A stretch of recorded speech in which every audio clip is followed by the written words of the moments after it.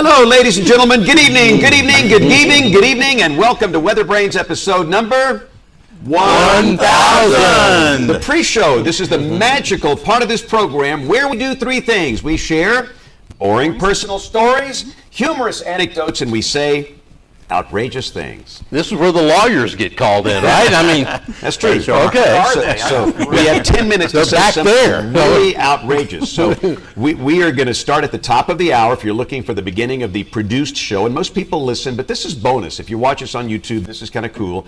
But we want to thank our friends at Barron Weather in Huntsville, Alabama, for hosting us this evening. Bob Barron is here.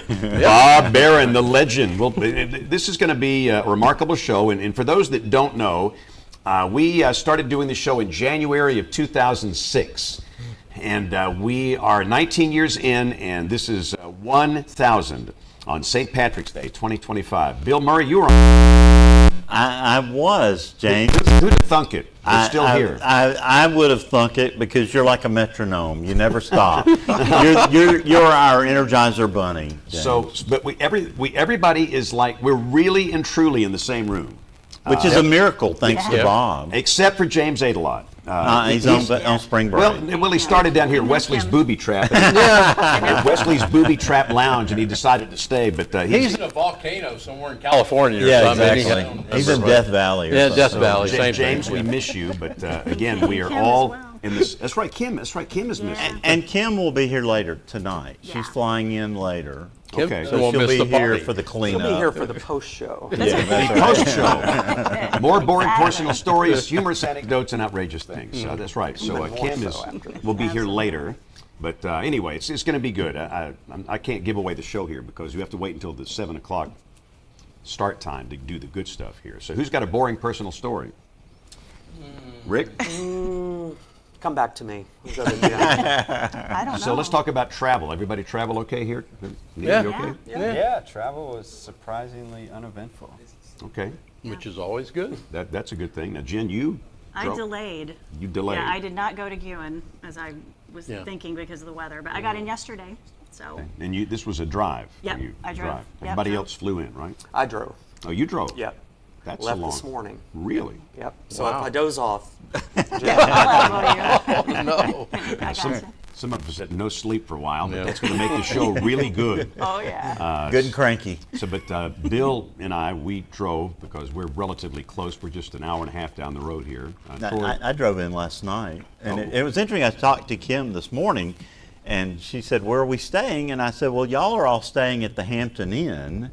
And she said, "That's great. Where are you staying?" And I said, "Well, I'm staying at the Westin." And she goes, "Well, of course you are." And I said, Of course. Yeah. But I'm on an employee rate, so I could save the Baron some money. Yeah. So I got the fluffy bathrobe and all that. Oh yeah, the Bob Barron bathrobe. Yeah. we got to thank Ben Luna in Tennessee Valley. Oh yeah. Goodness. Yeah. I'm trying to figure out. See, we've never had multiple camera angles before, so I'm trying to look and see which camera are we on here. I mean, this is like a professional operation Yeah, I here. know. I mean, this is like outstanding. Compared to any other Monday night. So, I mean. I called to invite Ben to come just to be on the show. Yeah. And he said, "Bill, I'll do you one better. I'll produce it." And I'm like, Wow. "Oh my goodness!" And I said, "Do you mind? Let me make sure." James has already asked Ryan to do it, and JP, and I don't want to step on any toes.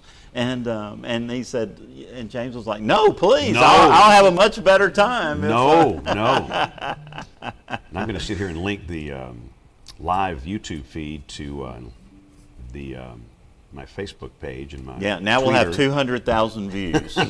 I'll bring in all the creepers, and the comment section is going to get really Oh, weird. yeah. Here we go. The Angry about chemtrails will be something. starting up. Yeah, so No. stand by. All right. Uh-oh, here we go. Get ready for the servers to crash. Yeah. No, we have to do this. I mean, this is the stuff you do in the pre-show here. So some of us had a pretty wild weekend, working weather. Yep. Bill. Yeah, it was crazy. Of course, the entire state of Alabama was in hysterics by Friday, and we had to talk some folks off ledges. But fortunately, it was a very bad event. 16 reported tornadoes in central Alabama. I think the count is what now? does anybody know, maybe 7 official that I heard, but 3 fatalities. You know, that's what breaks our heart. You know, And it was such a big system affecting. I mean, I guess last I heard there was 2 EF4 tornadoes in Arkansas. Arkansas. That's right. and how many total fatalities so far? So Well, if you Right. combine the Yeah. the wind, the fires, the traffic accidents, the dust storms, I thought I was close to 40. One Yeah. number I saw. Wow. Yeah. Last I heard over 18 for tornadoes, but it's kind of hard to get the number there. All right. So we're now on the And he X. had the front I see end how of he it does with it now. This is dust impressive. And fires You're seeing how the Well, sausage is Stillwater made. was awful. Oh yeah. If only you could. How many messages did you think I've got this weekend? I'll guess 142,000. Yeah. 31,000. Wow. And you know, and I am honored. Listen, I'm honored that people send this to me. Of I'm course. absolutely honored, and Yeah. we see them all in real time. We can't post them all, and sometimes it takes a while to see all of them. But during a severe weather outbreak, nothing beats seeing images in the field, because the radar beam can be anywhere from 1,000 to 8,000, 10,000 feet Right. off the ground. What's happening at ground level? The only way to find out is from people that are at ground level. So we are honored that people send those to me. So Well, it's an honor in the state of Alabama when you get retweeted by James Spann. there you go. There you go. All right, so we're about to go on the Facebook here. The face bag. Get Face- ready, face, face bag. bag. I'm out of here.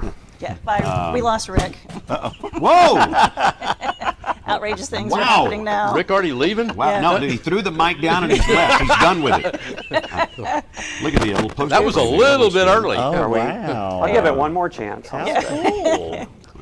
Impressive. No, he's going to take care of us I was and grab trying to these. do Here a we go. good Pass deed it, take here. one, pass it Oh, down. wow. wow. Yeah, Yay. take one, pass it down. I think that's like a bar Nice song or something. TV. Take one down, pass it around. around. Yeah, something Yeah. like that. Oh, okay. Here we go. Here, take that. Thank you. Turn the label around. This is not a sponsored. And again, we No product for placement. those that are watching here on the live stream, we can't start the real show until the top of the hour, because for those that don't know, local television joins us right at the top of the hour, so we're kind of on a schedule for that reason, and then we'll get this thing started. It's going to, again, I don't want to tease it too much, but it's going to be good. We're going to relive 19 years of WeatherBrains, and we've had some really remarkable guests, thanks to our guest booking officer, who is, some of the legends in the weather enterprise. In fact, most all of them have been on this show. And I've learned so much. I think you ought to get CEUs for AMS for watching and listening to WeatherBrains. I mean, agree. we've had some brilliant people on this show. And of course, we have some brilliant people on the show every week. But so anyway. Not as Yeah. brilliant. And us. Well, Yeah, and we have some stooges like me. Police. Yeah, and many thanks to Jen Nairmore, because I gave her an initial rundown, and she took it and just made it into this incredible, Here for Jen. incredible show. Hey, I But appreciate you know, that. the executive producer. One of my general managers said, "Mr. Murray, I found this podcast that has you on it." And she said, "It's really good." And I said, "Yeah, no kidding. It's been around a while." And I said, "Just watch tonight, because we're going to compress 19 years of history into 7.5 hours of programming. So, just go ahead and get the popcorn, belt in. It's going to be a long night." And the truth is, when we started this, and again, we'll talk about it once the show starts, I didn't intend for the general public to watch or listen to this. It was mainly mental therapy for me. When you work 4 a.m. to midnight every day, Yep. you need a few minutes to get off the grid and laugh a little bit and talk with your peers and colleagues and talk about things that interest you. And it's kind of morphed, really. I still don't think this is for the general public. This is for weather geeks, dweebs, nerds, dorks, and weenies. And there's a lot of them in the world. There's a lot. I mean, I will literally be in a McDonald's drive-through, and the person working the drive-thru, "Hey man, I listen to that show y'all do on Monday nights. That's awesome." You interrupt my radar on the live James Spann. Well, those are the haters. But what's happened? There are so many people that love weather that they learn a lot from this, Yeah. and it's almost like a course sometimes when you get some of these amazing guests that we've had. So it's kind of broadened an audience, and it's become kind of the standard of the weather enterprise in terms of reaching people, I think. And there's some other great weather podcasts. I say this all the time. We're not the best. We're the longest running. We're the oldest. That's the one thing. all we can say. We're the oldest running weather podcast in the universe at Yep. 19 years. And I'm delighted that everybody else is doing this. I mean, there's no competition here. I mean, goodness, No. it's like I love the other podcasts that are there, but this is great stuff. And welcome to our television audience. So what we're going to do, Ben, I give you a countdown to start. And by the way, for those watching on the television side, we have no active weather tonight. We are live together in Huntsville. So Ben, I'll count you down. Are you ready? All right, here we go. This is the show open in 5, 4, 3, 2, 1.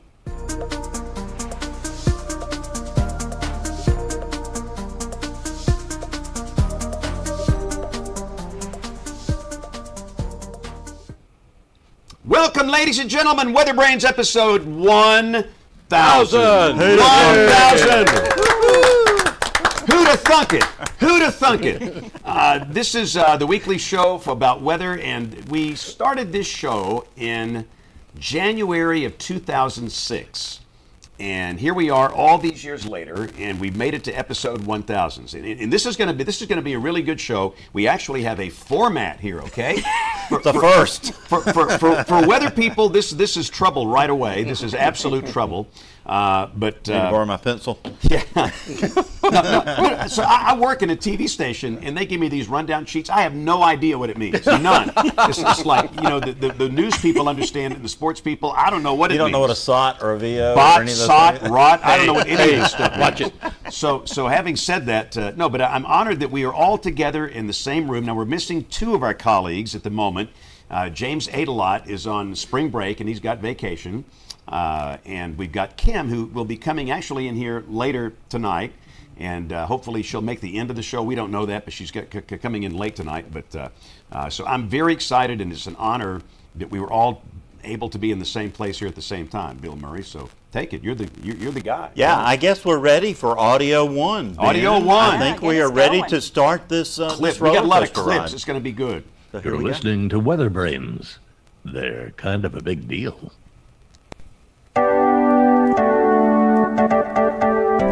I personally think we have way too many warnings. Severe thunderstorm warnings are a dime a dozen, and it's getting to be that way with tornado warning. Welcome to WeatherBrains, the podcast about weather by weather fans. I'm David Black with the Weather Company from Birmingham, Alabama, welcoming you to our first program. With me tonight, James Spann, the chief meteorologist of ABC 3340 Television in Birmingham, Alabama. Hello, James. Hello. Hello. Oh, wow. Now, wait a minute. So that was show 1 in late January of 06. And at the time, it was a 30-minute audio show. There was no video, and it was tightly produced. It was an amazingly well-produced show because of one person. Not me, him. Yep. This man right here, the voice you heard, this is David Black. David and I worked together a few years ago. And David and I were together at the NBC channel in Birmingham, and he was the very first host of WeatherBrains. Do you remember that first show? I sure do. It was You got to work that mic close. Yeah, it was exciting, but we didn't know what we were getting into. We had no idea. We were clueless. And understand, and this was 2006. Nobody knew what a podcast was. Exactly. Nobody knew that. I would tell people, it's WeatherBrains. Weather what? And I kind of explain that. It's a podcast. It's a what? So really and truly, James, it was groundbreaking because people didn't know podcasts at that time the way they do now. Right. It was really something different. It's caught fire, and it's a big deal now, but we were kind of early adopters here. And it was a situation where you took that show and you produced it tightly. I mean, it was work. It was hard work. You cracked that bullwhip. and James, the last time that it was tightly produced was when David did That's it. right. Now before tonight. Right. Since then, it's just it was been, going right down the tubes. But we have a montage, James, of some of David's amazing work. Okay. And Ben's going to roll that. I want to first say thank you to Ben and his entire team. Yeah. You all got to meet him, the folks from Tennessee Valley Weather. They're doing amazing work up there in Lawrenceburg, Tennessee. Even down to Ben's lovely wife, Sarah, who helped produce this incredible buffet that we had tonight with Cherie Smiley and all the folks from Barron. We had this, it's St. Patty's Day, and I think I have the slightly better tie than James. It's just a little This better. is the only time I can wear green when I'm not working television. That's right. David right. understands that, and Troy. Yeah. And I will say about Ben, Tennessee Valley Weather in that group, they've got it right. They've figured it out. They've They cracked have. the code. and they're paving the way for the future of reaching the masses with meteorology. Understand what we've done for years and years and years, it's morphing, it's changing, and that's okay. Everything changes, every business changes, but what Ben and his group they've done, they've figured it out. And it kind of presents a model for everybody else in terms of where this needs to go to be done right. So we're honored that it's their equipment, all their cameras, all their lights, all their microphones. So we are greatly indebted to Tennessee Valley Weather for their help tonight. Yeah, I texted Ben this morning and I said, Ben, is there anything you need? And he said, patience. And I knew then it was time just to lay low for the rest of the day, James, and just go from there. But Ben, if you'll roll that impressive montage of some of David's work. WeatherBrains.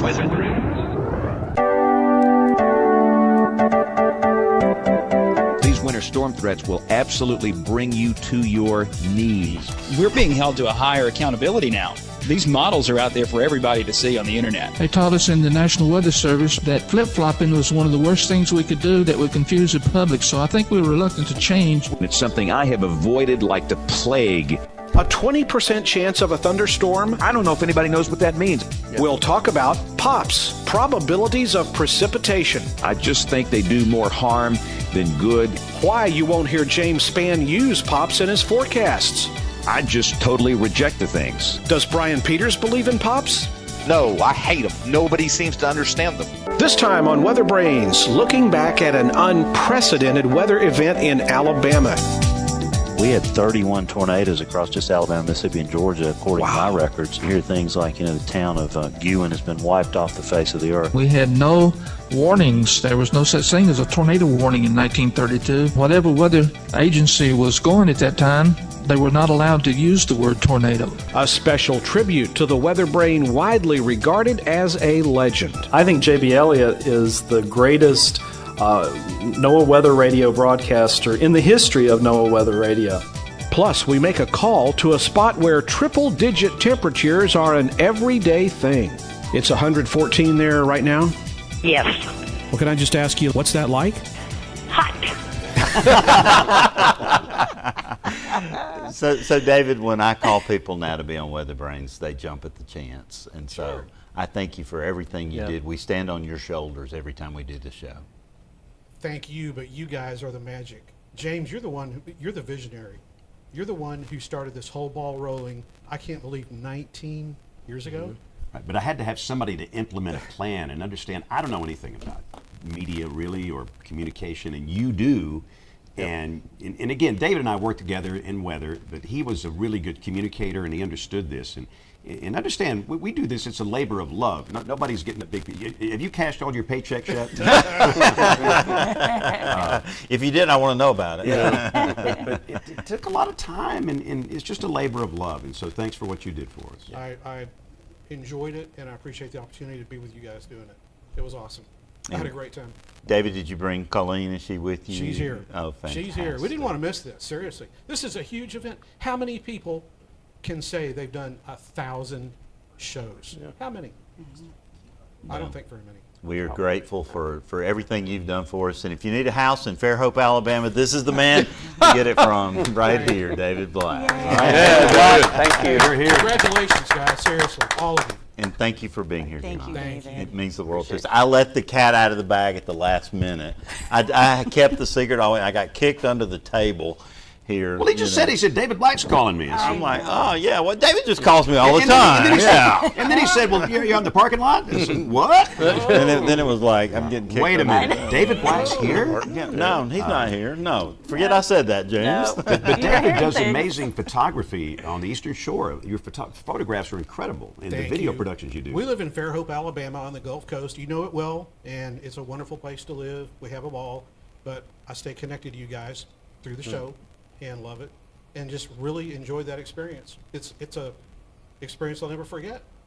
The original host, right here. Yay. There he is. Thanks, David. Thanks, David. Thanks, David. And thanks to Barron for everything they've done here, too. Oh, absolutely. Awesome. Yeah, Barron Weather's been great. It's been great. And we might just hear from Bob Barron. Yeah. Bob Barron here in a little bit, so hang on. We've got some legends coming in here, so just hang on.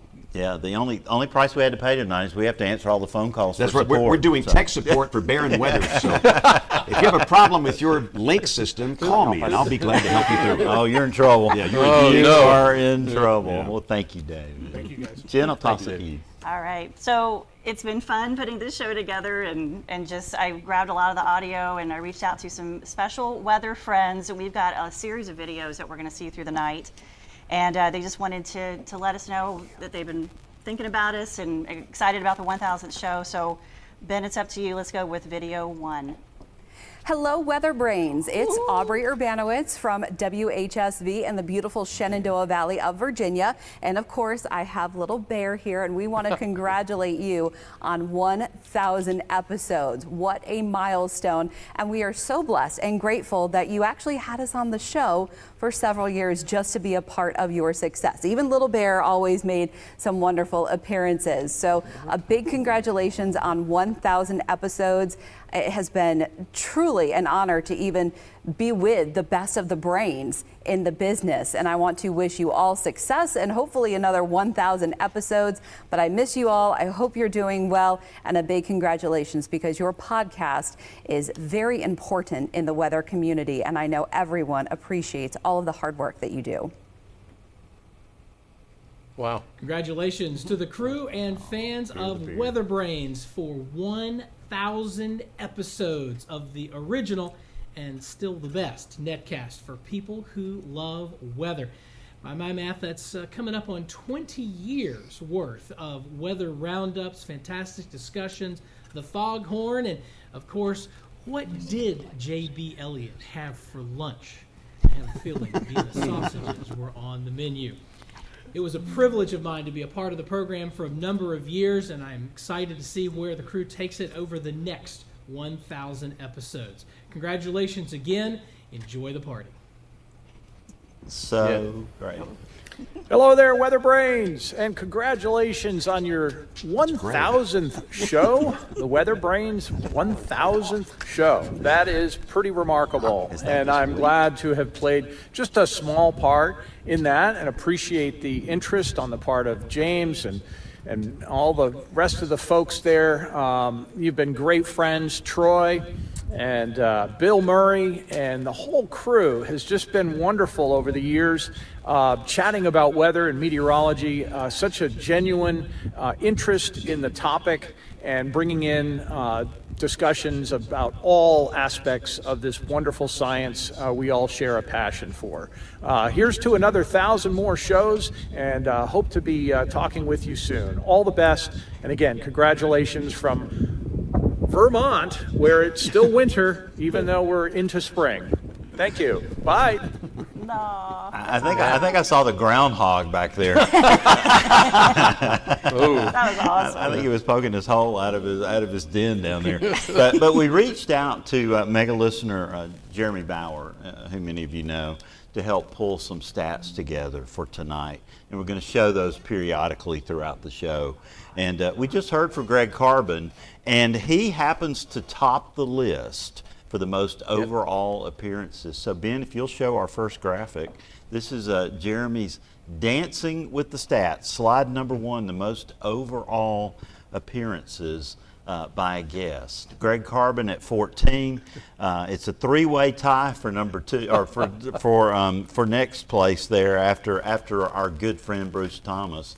Then Kevin Laws and Mark Sudduth come in at 10, and then Marshall Shepard, Tony Rice, Brian Newdorf, Chuck, who just recently passed away, our old friend Harold Brooks, and Morgan Palmer. The man with the great pipes. Big pipes. But we are so thankful to Jeremy for putting these incredible statistics together for us. And for those people, we apologize for wasting their time. We're so sorry. Yeah, we are. Yeah. You can't get this part of your life back again. Nope. No. Nope. And then we got the next graphic there, Ben. I think is that that's 3 yeah. That's it right there. Okay, that got us there. But our friend Bruce Thomas has appeared on 8 shows as a guest panelist as well. Yeah. Here we go. These are the guest panelists along the way. because that's a real honor to do that. And we'll have more Dancing with the Stats throughout the night. But now we're going to focus on our listeners because they are the show. And we're gonna share some favorite clips that our listeners requested of us through social media and email. And I get to go first. I am so excited. This is from Jim Lewis and Rob Strecker, and this one is titled Gustav Up Close. And it is absolutely my all-time favorite clip of WeatherBrains. I play it now when I get down at all, if I just need to laugh. So please roll audio 4. Coming down and feeling the wind. And let me tell you something. If you've never been in 30 to 40 mile an hour wind that gets rain blown with it, and then you pick up some sand, it's like, I think I now know what a building. JB?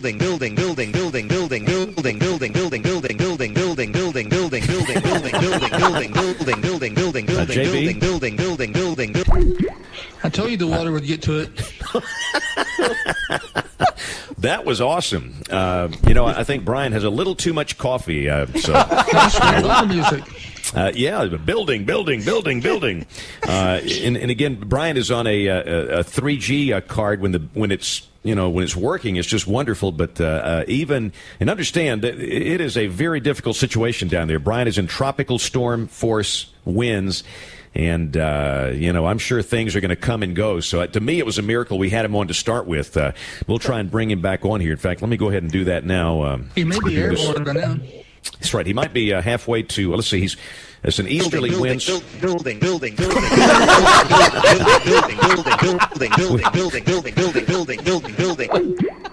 Obviously, he wants to talk about that building in a big way. All right, well, let's be bold and daring and try Brian again, see if he's still talking about that building here. I want to hear your song. Building.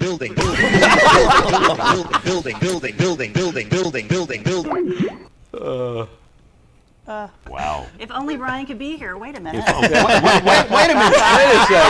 Wait a minute. He's here. Would you please explain yourself?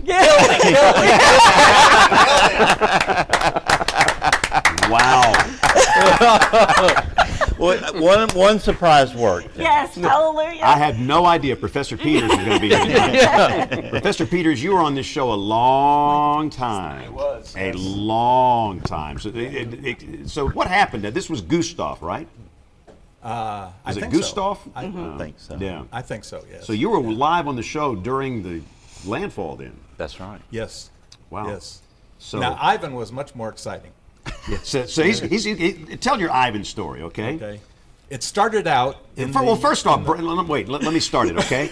So Brian, for many, many years, was the morning coordination meteorologist at the National Weather Service in Birmingham, WCM, and he retired. We immediately hired him, and right after we hired him, Ivan came Yes. And I'll start in the news, or in the weather studio. I'm sitting there looking at all the graphics, and James is going to go out and do a live spot. And so somebody had to be in the studio to, in case they lost the live shot. So I was doing that. Our assistant news director walked in and says, James, we have 2 seats on the Hurricane Hunter plane. We want to send a meteorologist. Who do you recommend? And I'm sitting there trying desperately to maintain my cool, and inside I'm going, take me! Outwardly, I was very composed. And so James looks over at me and says, why don't you take him? He's expendable. That's it. So you experienced Ivan in how many different ways? Let's see, 5. We actually went through it with the Hurricane Hunter 4 times. And we came within 22 minutes of setting a hurricane reconnaissance record of the longest flight ever. Wow. I would have stayed in that plane for another 2 hours if it would have set the record, but they decided to land, so. And they were about to run out of gas. Well, that too, yes. Yeah. Wow. And then you experienced it on the ground in Gulf Shores. Yeah, the news director at that time decided, well, you've experienced it in the air, so why not send you down to the coast? And one of the things that I found out being down there is if you've ever read Isaac Storm, That's a fabulous book. But they mention in there about how nice the weather was the evening before. And I saw it. The weather was absolutely beautiful. Some high cirrus clouds. The wind, there was no wind. And you could just walk along the beach. And it was, and there were couples out there walking along the beach too. They really were enjoying the good weather. Of course, the next morning, the sea that had been level with the beach was now 7 feet tall. And that was, that was before the storm got to us. That was still when it's out in the Gulf. Wow. So, yeah. Well, and for those that don't know, Brian, for years and years on the show, did a segment called Professor Peters. Weather 101. Weather 101 with Yes. Professor Peters. And that was literally like a class in meteorology. You should get credits for that. You should. So we somehow need to kind of gather those up and maybe package them up or something. But those were just outstanding. So thanks for all your time. I know you gave a lot of time to the show. And you're not getting off the hook, Brian. You're not off the hook yet. Okay. So hang on. There's a lot more of you to come here. Get back into the listener clips here for a second. The next one is also a Brian Peters clip. And this is from Jeffrey P. and Rob Strecker, and this one is hilarious. The show title, obviously the show title is a huge part of what we do. This one was called Hand in the Wine, and I don't think it had anything to do with this, but this segment is 58 seconds long, and it is hilarious. I have a very boring pick. Well, we like boring. The National Weather Service publishes changes that are going to be going on, and the SPC, Storm Prediction Center, will be adding to day 3 information on thunderstorms. So that notice is my pick. Okay. Hey, that's not too boring. You got a window open there, Brian? Yes. I'll pay you $5 to scream out that window right now as loud as you can. A blood-curdling $5? Did you say 5? Do it. This is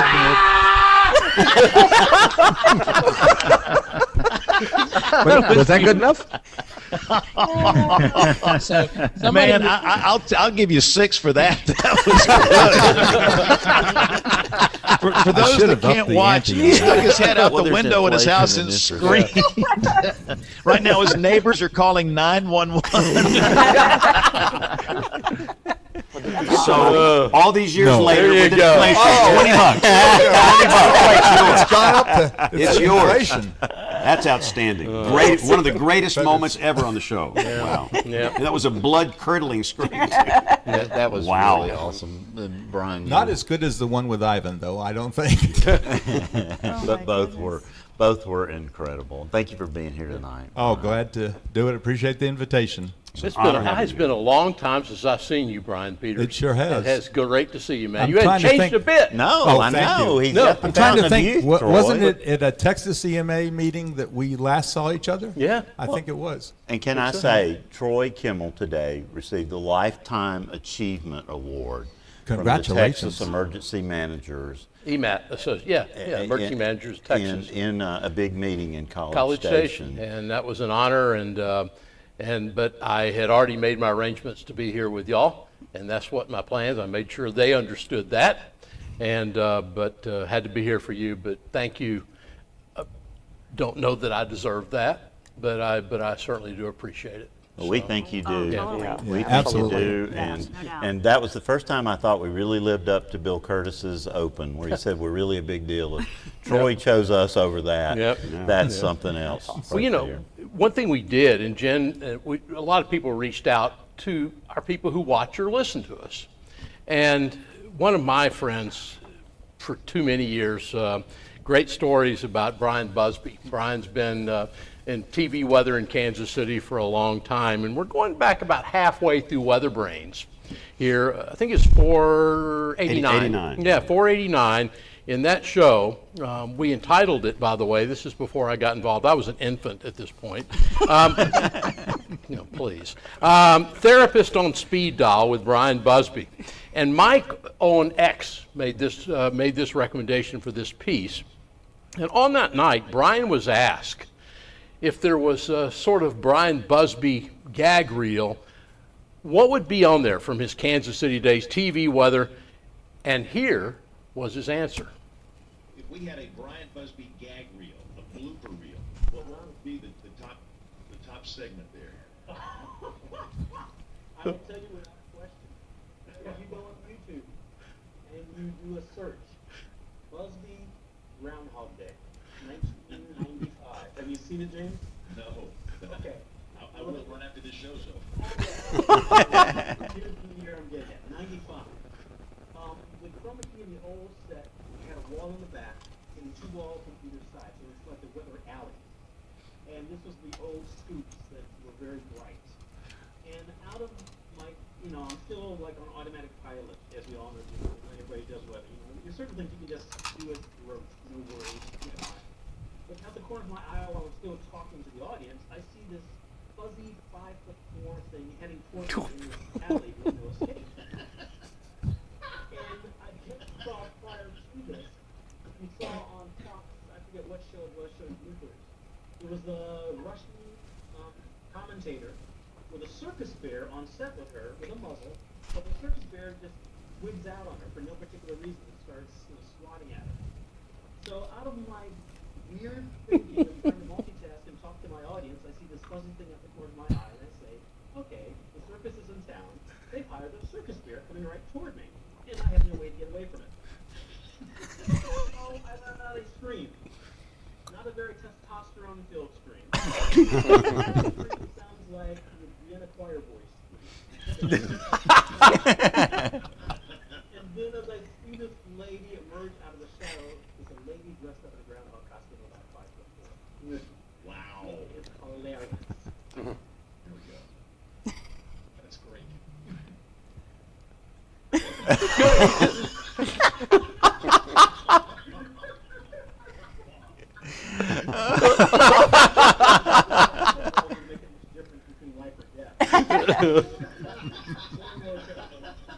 You gotta do something. I mean.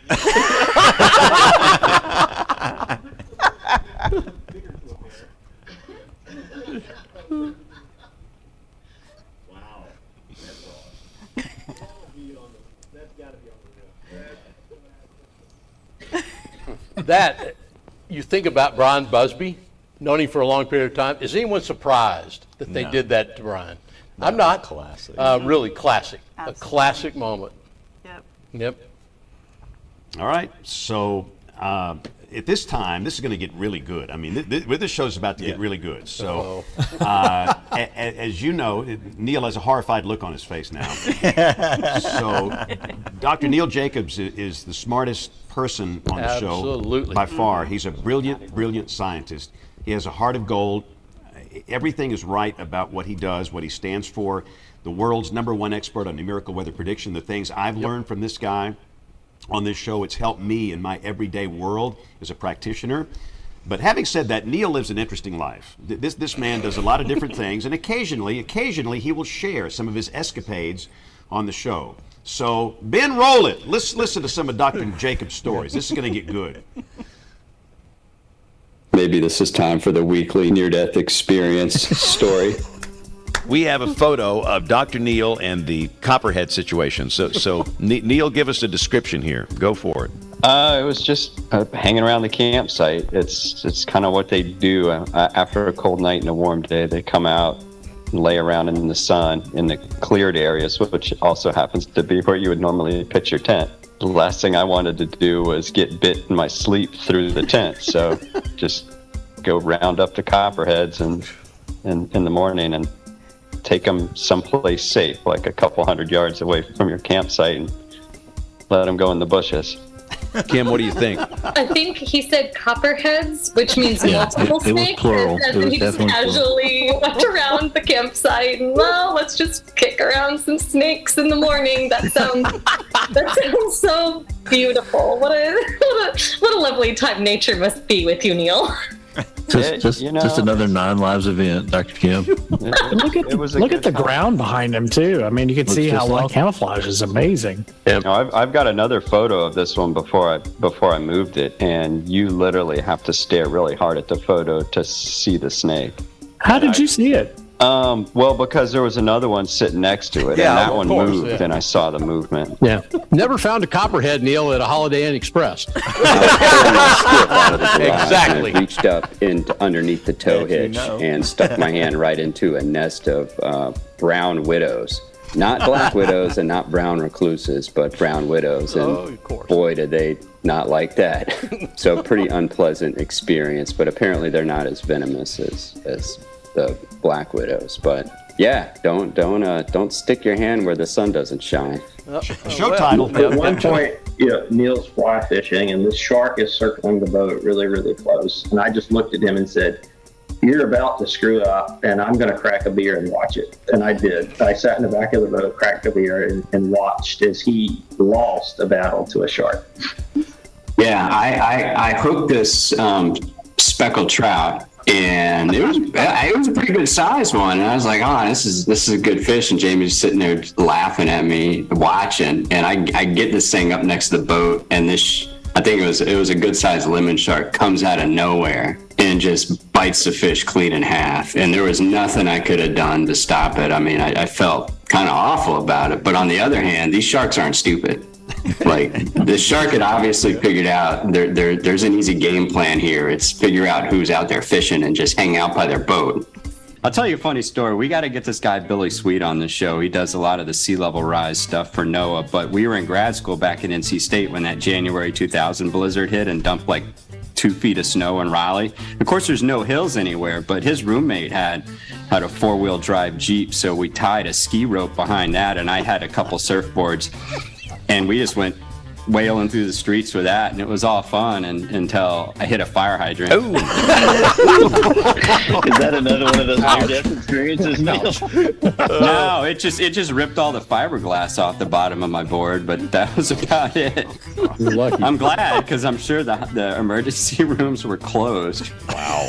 I used to have a weather station on the roof of my house that was networked. I won't tell which company, but I'd go up there and hit it with the leaf blower when I was cleaning out the rain gutters just to see if I could get a 200 plus mile an hour through the QC system, and I'm pleased to say it wasn't flagged by the QC at all. I got hit by a guy in a minivan. What? Yeah. Show title. Show title. That is the show title. Yeah, I was walking down the street and this guy just took a left-hand turn in front of me, and I was looking at him and I was like, "Oh, he's gonna see me and stop. He's gonna see me and stop.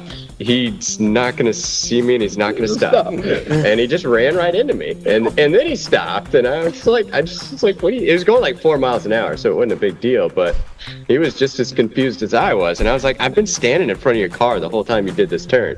Like, what were you looking at?" Does this surprise anyone that's watching WeatherBrains tonight? We had brought a potato gun to the roof of the lab building back when you could get on the roof, and we thought it'd be funny just to see how far we could shoot a potato. And I won't name the TV station either, but there was a TV station nearby that had this giant satellite dish that we actually were able to hit from the roof with a potato. Wow. And it made quite a loud noise. It's all in the name of science, right? Oh, I still make Cuban coffee up here. I got my mocha pot and I whip up the sugar really good. And then I'm hopped up. I could probably stay awake for 24 hours, but I just use the highest caffeine content beans I can find. I think the brand is like Death Wish or something, or Biohazard. There's your show title. Yeah.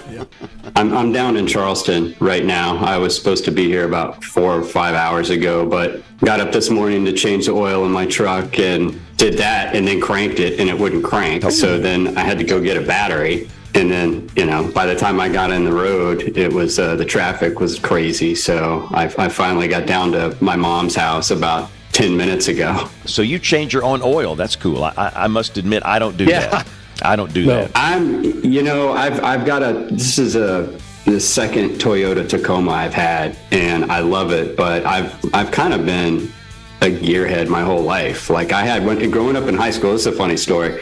I had a 1969 Plymouth Satellite with a 318, and I rebuilt the whole motor with basically $10 Mopar parts. And it was the greatest car ever. I bought it for $500, but then I couldn't afford the gas because the mileage was so bad. So I found this kid in high school. His parents wanted to buy him a car, and I told him, and I'm paraphrasing, I can't remember exactly what I said, but I said, girls love this car. Yeah. And he bought it from me, and about a month later, I'm walking down the street, and I come to a stoplight down in Charleston, and he pulls up with 3 women in the car and starts holding the horn down, like giving me a thumbs up. And I was like, that never happened to me. My most recent project is trying to understand the electrical inner workings of a door switch on a washing machine. I finally just gave up and bought a replacement OEM and swapped the whole thing out. Better Neil that than Copperheads. So Neil, what are your thoughts on these phone apps? Have you ever used one before? I mean, I use Radar Scope. No, I'm talking not that now. No. I'm talking about an app that if I had to choose one, I would choose Weather Whiskers. What? I haven't had a chance. Go check out this app. It's weather app for cats by cats. I'm getting this. This is fantastic. It's pretty awesome. It's an app that basically has images of cats, and they're dressed in scarves, and sometimes they have umbrellas, and it tells you what the weather is. I told you. Too perfect. You can invest $20-50 million in a high-performance supercomputer, but you're not going to outcompete companies like this. Hey, I've been sitting here plotting a scheme to use weather obs on Mars as sort of a soft aggression way to just annex the whole planet. You are the NWP czar. All of us little low-level practitioners down here appreciate, sir, what you do. Don't ever let anybody tell you otherwise. We are thankful and appreciative for what you do. All right. Yeah. So we want to give you the floor and see if you need to clarify any of the audio clips we just heard. We're the lawyers. They were all taken out of context. I just wanted to take a second and thank you all for giving me an opportunity to be on the show. I think I started 2021. It's been 4 years. And it's been a huge honor and a real privilege, and really appreciate all the support. Well, it's our honor having you on the show. That's exactly right. But how are you still alive? This guy's had more NDEs than anybody else on the planet. I mean, you apparently are meant to be here. Wow. Yep. Well, I'm glad you're here, Neil. That's outstanding. Absolutely. And many thanks to Taylor Sheely for sharing that clip with us. I need to get that clip and play it driving down the road so I can laugh a lot. Exactly. And that was gold. The whole thing was absolute gold. That's classic Neil Jacobs. Yeah. And Dr. Neil, it's just a real cherry on top to have you here tonight in person. Yeah. Yeah, I wasn't sure if I was going to be able to make it, and then, everything worked out perfectly. And when I saw the script, I was like, montage, what am I getting myself? Yeah, exactly. That should have been your first clue right there. Regrets the decision of coming on here live tonight. Well, the first time that I met you in person, and the only other time I met you in person was here in Huntsville. Yeah. And we were there to support you big time when you were at a very difficult place. And that was the toughest talk I ever had to give, and I was telling some folks earlier today I was having a little PTSD because I took the direct DCA to Huntsville flight. The last time I took that flight was to fly to that NWA talk. Well, and he did not have to be here that day. James and I, we're all in that audience, and Neil got up in front of all what could be considered at that point sort of a hostile group, and he got up in front of us, and I've always admired Neil for that. He's a man of integrity and a man of courage. Absolutely. And he's a man that does the right thing, and we're excited about his future. We really are. So just watch the Copperhead stuff. Yeah. Just don't get dead, okay? Wow. And the potato gun story might be the greatest. No, it ever. is. I just this vision of launching that potato onto a TV station's satellite dish. I mean, this is good. It's You good. might hit one of your cats at ABC 3340. That's true. who did That's true. Yeah, exactly. Well, and speaking of man of integrity, we still got Professor Peters here. Yep. And so I want to transition into a lost feature, which James has already alluded to. But we've got a clip here that you need to hear, which is the first ever WeatherBrains 101 with Professor Peters. And then we're going to play a couple of other very important congratulatory videos. And Jeremy Bowers has another Dancing with the Stats with a very important jingle. And then we'll be back. WeatherBrains 101 with Professor Peters. I know you've heard meteorologists throw out large gobs of letters that are supposed to mean something. You know, GFS, RUC, MRF, ECMWF, NAM, UK Met. The list goes on and on ad nauseum. Probably one of the most common terms we hear is the GFS. GFS stands for the Global Forecast System. This is the flagship American global numerical weather prediction model run by NOAA, the National Oceanic and Atmospheric Administration, parent to the National Weather Service. Numerical weather prediction uses mathematical models of the atmosphere to predict future weather patterns. The GFS incorporates all codes that support the production of the GFS suite of products. It's not really just one thing. It includes a medium-range forecast model, or MRF, and a global data assimilation system, GDAS. We generally use GFS to refer to all these elements. The GFS runs 4 times per day at 0, 06, 12, and 18Z, all the way out to 384 hours. It runs on an IBM RS6000 SP, a Class 8 computer. The initial forecast resolution is about a 40-kilometer grid point resolution in the horizontal with 64 vertical levels out to about 7.5 days or 180 hours.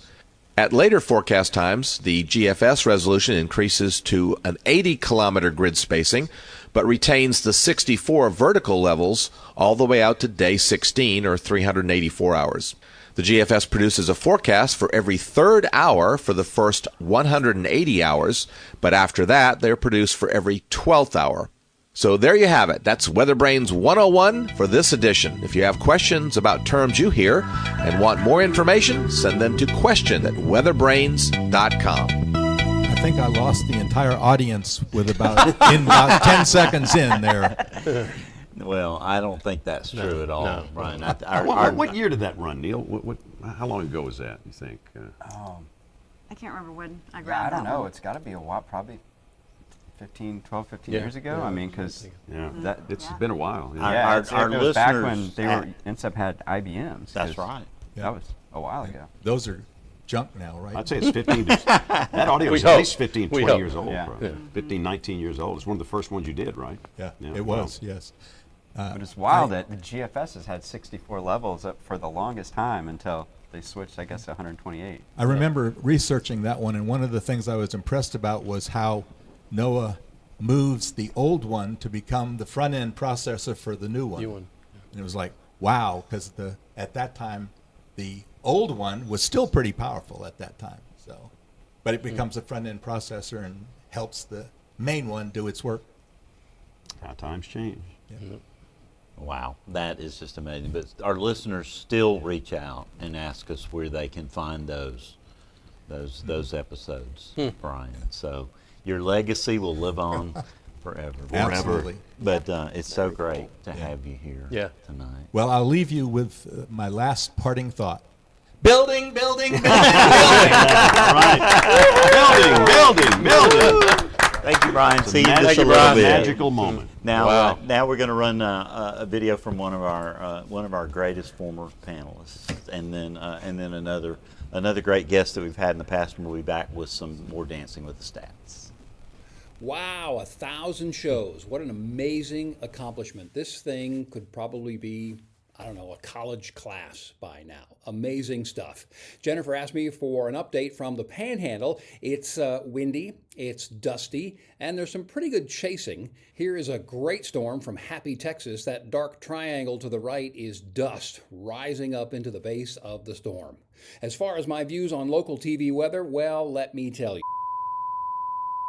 And the future of the National Weather Service and NOAA under the new administration. And one last thing. Good to see everybody. Happy 1000. Oh, that is marvelous. Yep. The accelerant is back. Oh, man. And you know, his son, Matthew, was so funny. Those audio clips were so good. We got to pull some of those out, too. But Kevin worked with me. You know, David Black worked with me at the NBC channel. Kevin worked with me at the ABC channel in Birmingham. He was with me during the blizzard of '93. And just an amazing guy, and it's great to see Kevin. He looks good. He looks good. He really looks good. Great pictures, too. Yeah. Wow. Yeah, it's good to see Kevin. And Dr. John Knox, University of Georgia, called me several years ago when Marshall Shepard was the incoming AMS president. 2013, I think. Said, Bill, will you have Marshall on the show? And I said, of course. And of course, little did we know, we would launch his podcasting career from that. There you go. But Marshall's been a great friend. Absolutely. Has appeared on the show many times. And here's the little congratulations video. Hello to the WeatherBrains crew. It's Dr. Marshall Shepard from the University of Georgia and from Weather Geeks. Just wanted to pop in and wish you guys a happy 1000th show. Wow, what an honor. What a role model you all have been. James Spann, thank you for all you've done for the Weather Enterprise and what you've done for me personally as a mentor, and to all of my good friends that are involved with WeatherBrains. Been happy to be a part of a couple of those shows, and just wanted to give you a shout out. Congratulations.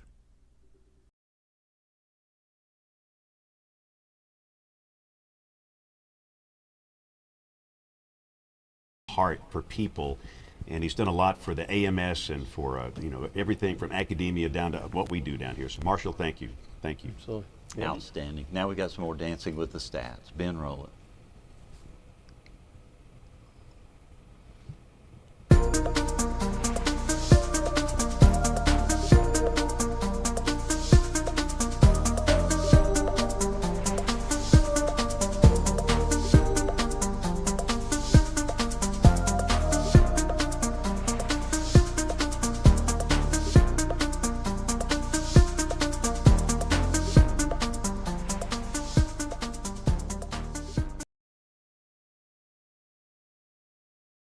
Statistics, compiling them, and many thanks to Scott Martin for putting those really cool slides together. Scott's a member of our team and is an incredible graphics artist. And when James asked me to be on the show 19 years ago, it was such an honor. He didn't remember that I had come to him a year before and said, James, let's do this show. You know, we have this tightly produced programming wheel. On Sundays we'll be at the PBS station, and we'll syndicate it. And he said, we don't have time for that. We're going to do this thing called a podcast. And I'm so thankful that we did that. But somewhere along the way, he let me bring a guest onto the show, and that was Jack Williams, the USA Today weather book, and was famous for the USA Today weather page. And we had a long-form interview with him, and that sort of became what we became. And I get a little verklempt that was here. his guest booking officer debut, I think. It really was, and I thought, maybe they'll let me do this one time, and that'll be fun. But I got to keep doing it and keep coming back to do it, and it's just been the greatest thing for me because I get to talk to and meet so many luminaries in the weather field, and now we've got another 1,000 shows to get to 2044. So I got to get cracking. You got a lot of work to do, buddy. So we got to get to work. Yeah. But listen here as you listen to some of the famous guests that have been in the first 1,000 shows. It's an honor this morning to have Jim Cantori on WeatherBrains. Guys, and I'm honored to know at least one of you is going commando this morning. Chuck Doswell, one of the greatest weather brains of our time, and I mean that seriously. Welcome to our program, sir. Well, thank you, Tim. And tonight it's an honor to have the Director of Meteorology for KWTV in Oklahoma City on the show. Gary England. And I know you're a big Ohio State fan, aren't you, Dick Goddard? Oh, go Bucks. Yeah. We caught up with Dr. William Gray at his office in Colorado. Our guest is Roger Hill. And there may be someone in the audience who doesn't know who that nice voice was just a moment ago from out in Oklahoma, and that's Les Lemon. Dr. Steve Lyons, welcome to WeatherBrains. Well, thanks very much. I'm glad to be here. Christina Crow, welcome to the show tonight. Thanks for having me on, guys. And tonight we have another heavy hitter with Tim Marshall, who's one of the leading wind experts, severe weather experts, and a great storm chaser who's with us tonight. Tim, welcome to WeatherBrains. Thank you. Thanks for the invite. Let's bring in Stu Ostro. Stu, I apologize for this foolishness. Stu is the head guru at the Weather Channel. Bill Proenza, it's an honor to have you on WeatherBrains tonight. It's my pleasure, folks. Bill Reed, you have one of the highest profile weather jobs in the world. It's an honor to have you on WeatherBrains. Tonight, we have one of the most noteworthy weatherbrains in the world, Tim Samaras. Welcome to WeatherBrains. Well, thanks for having me. We have got, to me, one of the most exciting guests ever. We have the famous Weather Channel legend, Dave Schwartz. Dave, how are you doing, sir? I'm about 84% of capacity. He's been on the team at the Weather Channel where he is known as Storm Master G for quite some time now, and it gives me great pleasure to introduce the severe weather expert at the Weather Channel, Dr. Greg Forbes. Dr. Forbes, welcome to the show. Thanks, my pleasure. Jim Ledoux, welcome to WeatherBrains, Jim. Thank you. I'm glad to be on.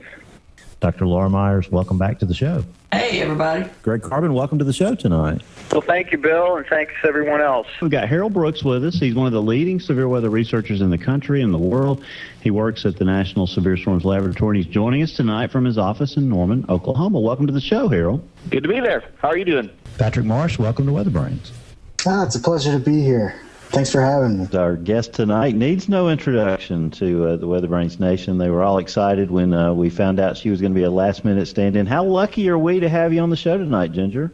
Oh, I could not be happier to be here. I'm actually in New York City, and I can be a part of the show. I'm so honored. Janice, you are the senior meteorologist at the Fox News Channel. Thank you very much for being here, Janice. It is an honor. Joshua, Michael, Aaron, Ryder, Werman, welcome to the show. Glad to be here. Good evening. Officially, he is the National Oceanic and Atmospheric Administration Assistant Administrator for Weather Service and Director of the National Weather Service. Dr. Louis Usolini, welcome to the show. Dr. Pam Knox, we welcome you to the show tonight.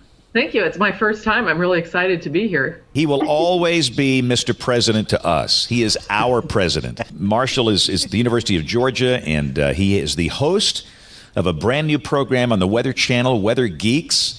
And it is an honor, sir, as always, to have you on this show. Highlight of my week so far. Happy to be here, James. Tonight we're joined at the last second by Mark Sudduth, our friend from HurricaneTrack.com. Mark, of course, you were tracking the hurricane. Welcome to the show. Tim Vasquez, welcome to the show tonight. Hi, happy to be here. Dr. Bill Hook is a senior policy fellow and serves as the Associate Executive Director of the AMS. Bill, welcome to the show tonight. Well, it's a pleasure to be here, and I'm certainly doing better tonight than I deserve, considering the company I'm keeping. Alan Shields is a longtime television meteorologist, a 10-time Emmy winner. He would be the only man who could narrate the eponymous movie about our craft. His name, Bill Curtis. And you stay classy, Bill Murray. We're glad to have an evening of quiet weather so that we could welcome internet weather sensation Ryan Hall from Ryan Hall Y'all fame. Ryan, welcome to the podcast. He married his childhood sweetheart, Velma, in 1952. They have 3 kids, 10 grandkids, 15 great-grandkids, right, Dr. Frank? Welcome to WeatherBrains. It is great to have you on here. Well, it's great to meet all of you, and what an interesting panel you have. That is for sure. That was fun to put together. It was hard to keep it at 4 minutes and 30 seconds because we've had so many amazing guests. Yeah. And Troy and I actually, we're going to go through now. We wanted to give you guys our favorite guests that we've been able to talk to, and we picked the same one. We did pick the same one, and it's someone that that I have admired for many years. That's Tom Grzoulis. Mm-hmm.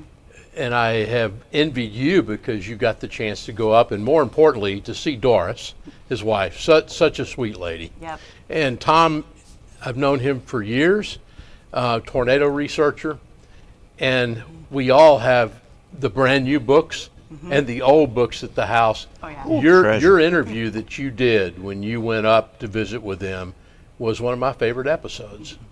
Just really good stuff. Yeah, it was amazing to have him on the show. I actually travel with the Green Book and the Blue Book. Yep. It comes on the road with me because I can't do Tornado Talk research without it. And he was an amazing person to talk to on the show and in person. And you're right, Doris is just amazing. So the show title, we got a little clip here we're going to play. It's from Real WeatherBrains because he is the real WeatherBrain. We're just laying apart here, I think. We're dorky. But he was the real WeatherBrain. So if you play this little clip from Thomas Gruzulis. Took the bus east and then north, a mile east and then a mile north, and was met by armed National Guards people. And what? And everything was, I could see in the distance, just a wreck. It was all three-deckers, which has a lot of internal boards. And these boards held together, partially. And wherever there was a house, a single-story house was gone. I think that started my interest in tornadoes.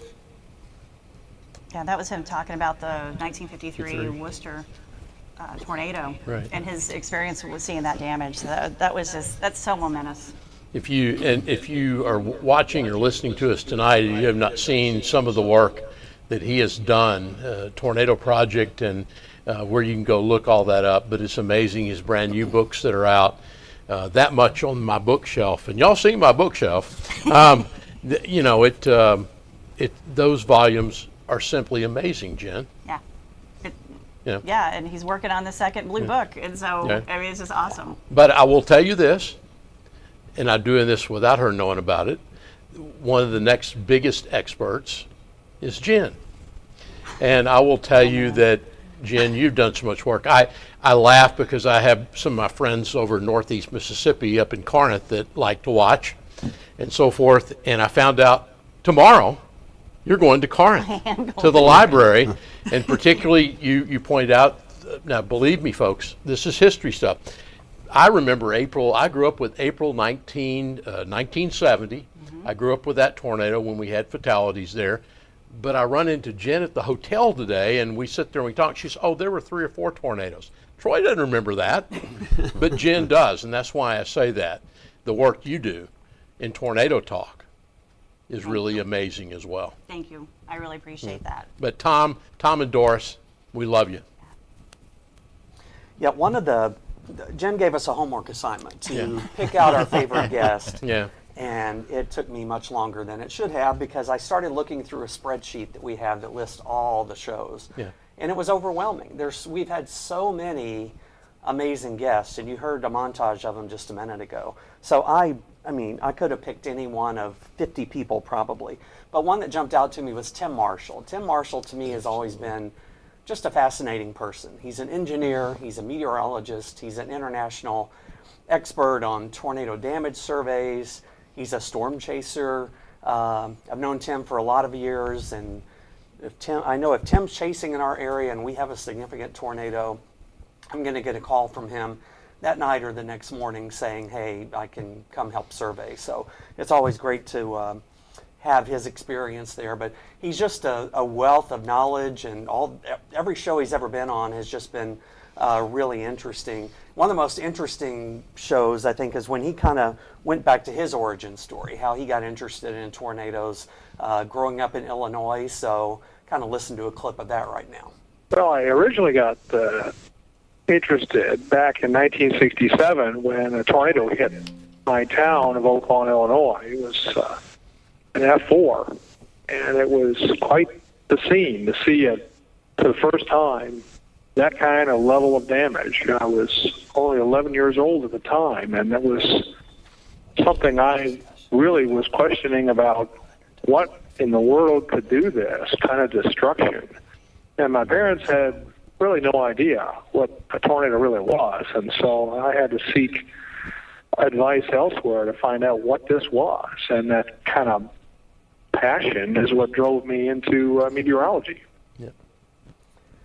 And one other thing about Tim, and he's a character. I mean, he attends the National Storm Chaser Summit every year, and every year he comes out dressed as a character.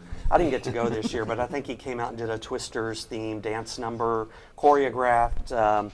He's just an amazing guy. So I'm glad I've gotten to know him. Glad we've gotten to know him here on the show, and look forward to having him on again. Amen. My original childhood weather hero was a weather presenter on Channel 13 in Birmingham. Just an amazing character. Her name was Rosemary Lucas. And I used to watch Rosemary, every day, because that was as good as you got until September of 1979. And this guy showed up. And we had a real meteorologist in Birmingham, and our lives changed. Really, you and Mike Royer showed up at the same time, and we went from rags to riches, James. But my other hero was this guy in Chicago on Channel 9. Yep. And when I got to do television in 1991 on WBMG in Birmingham, my first show, my very first night, had 27 graphics. And Fred Barnhill, the chief meteorologist, went back in there and on the live line, because they always saved your first show.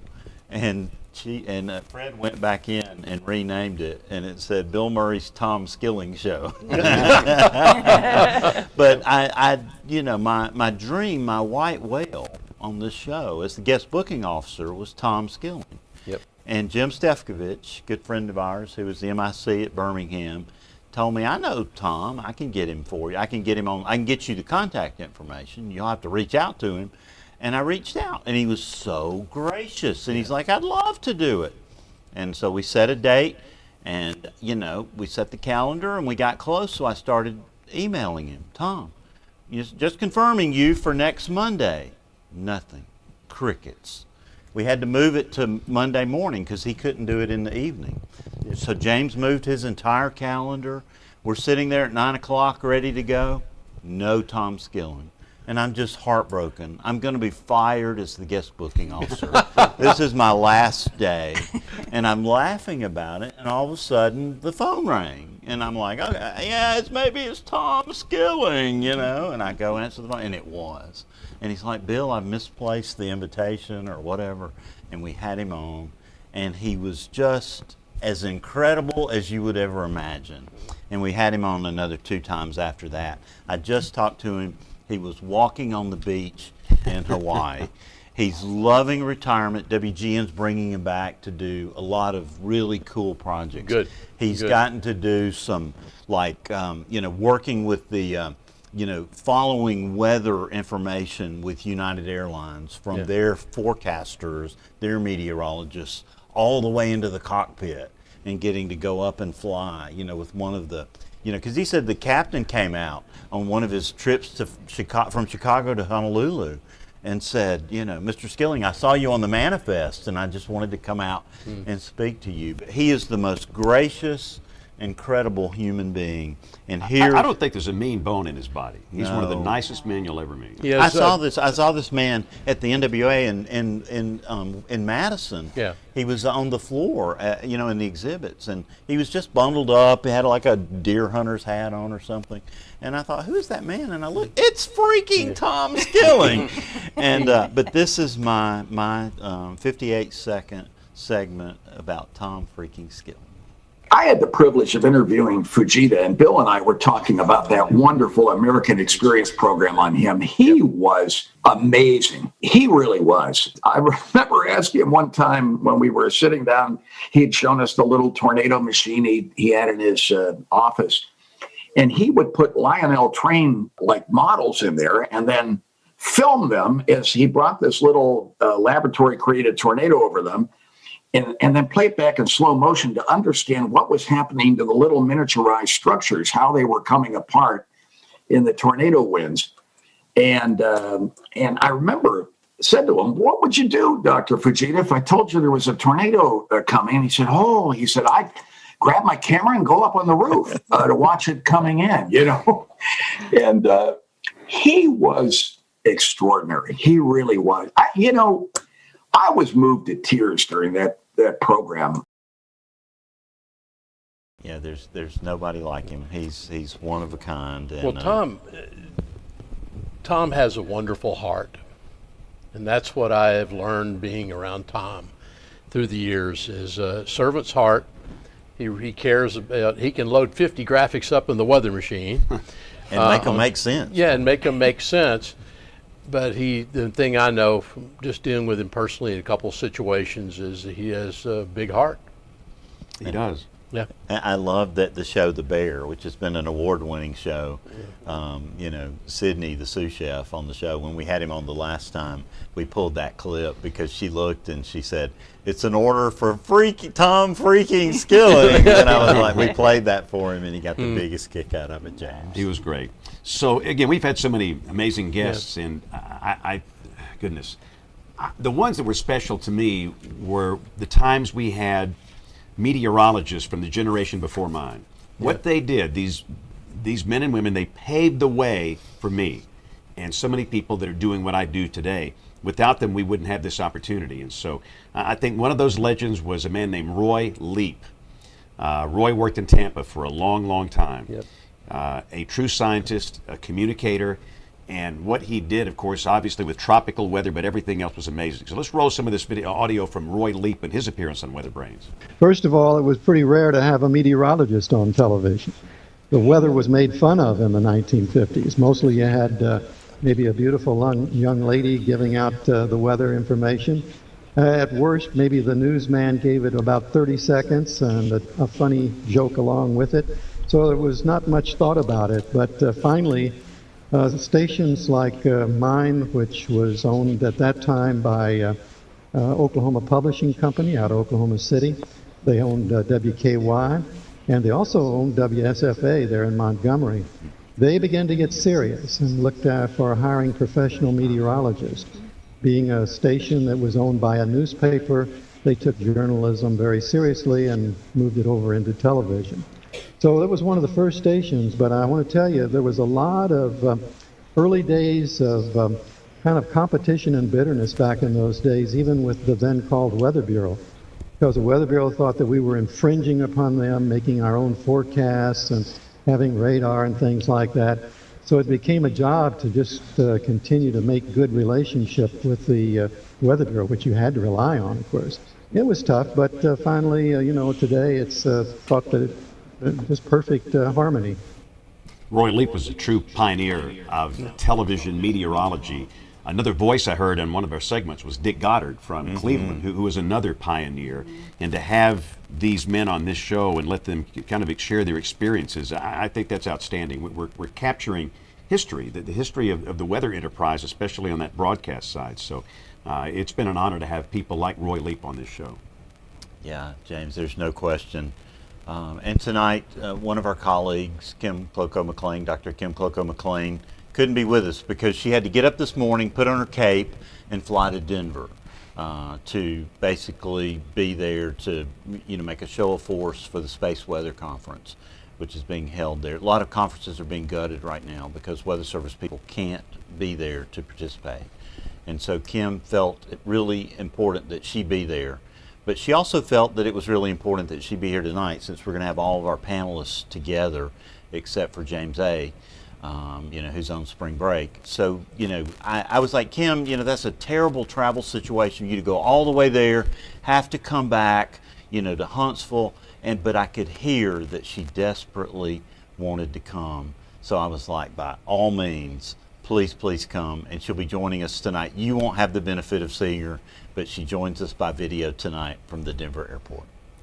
You really, truly are a family to me. Some weeks the show is what brings sanity to my life. I'm so grateful that I have this platform to share the joy of our science with the world. And thank you so much to all of our guests, our listeners, everyone who has contributed to making this show everything that it is.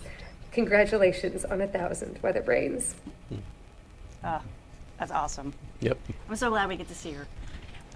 The person we will not be able to see tonight is James Elliott because he is gallivanting on family vacation. In Death Valley. Yes, in Death Valley. But Volcano. a couple of weeks ago, I got a text from James who was sending us his video.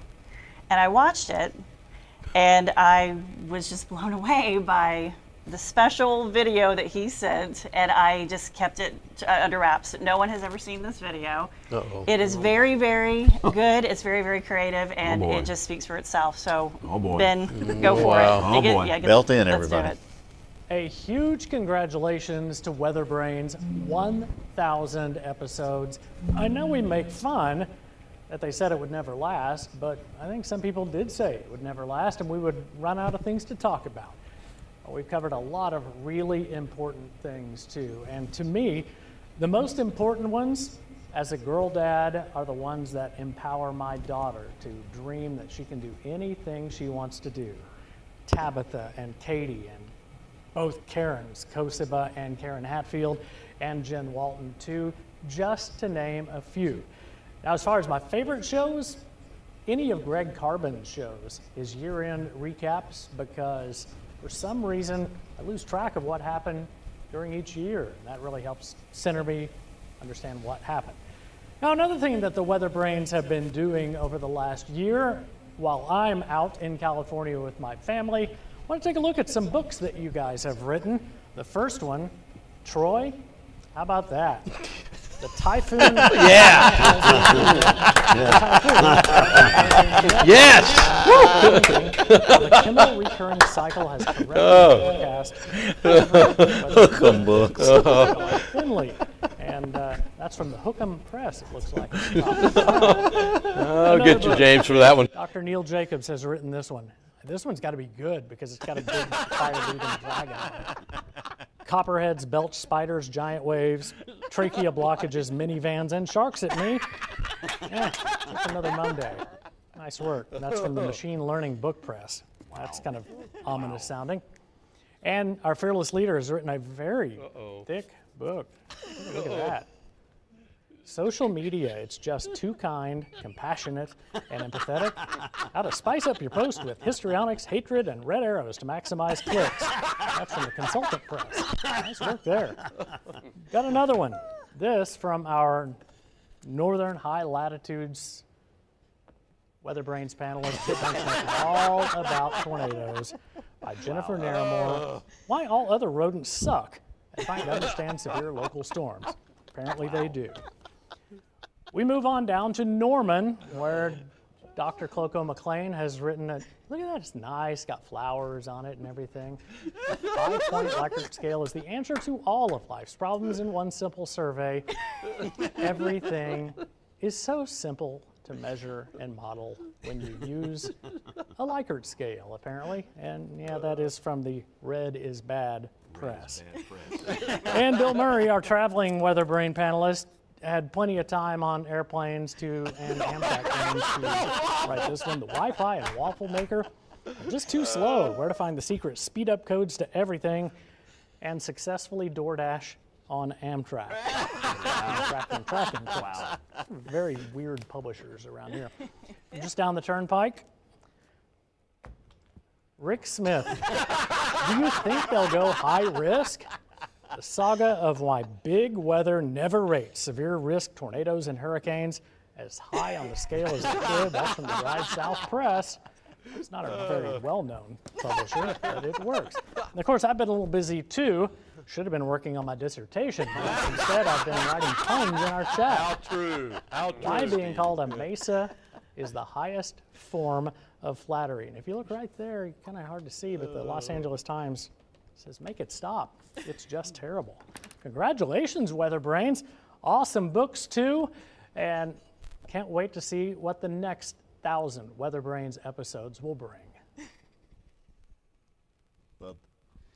Those are books that I will certainly add. WeatherBrainsBooks.com. Yeah. We could get real rich off of that. I tell you what, we might finally turn this into a profitable show. This is our exit strategy right there. I see now why you kept that one under wraps. It was just That's fantastic. outstanding. That was So outstanding. awesome. We should have known that James A. would bring down the house. Yep. And he's certainly done that.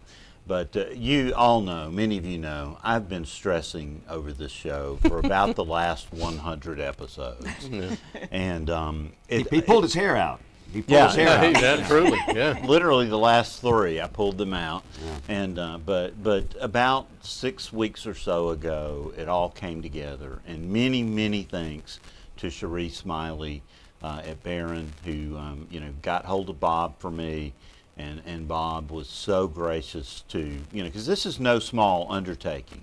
Number one, Cherie in Another Life is a travel agent. Exactly. She finds the greatest airfares and hotel deals, and if you need to go to Italy, she's the one to get you there. Right. But she also, along with Sarah, Ben's lovely wife tonight, created the most incredible Irish buffet, since it is St. Patty's Day. We had bangers and mash. Yes. We had corned beef and cabbage, and at the end, Troy, we had banana pudding.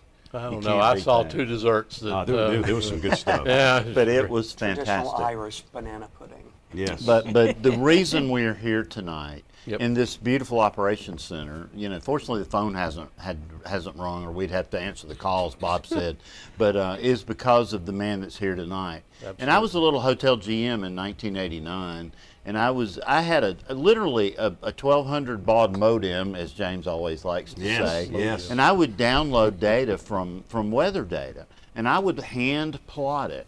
And I saw this meso-low in northern Mississippi, and I went to my executive assistant and said, I got to go home.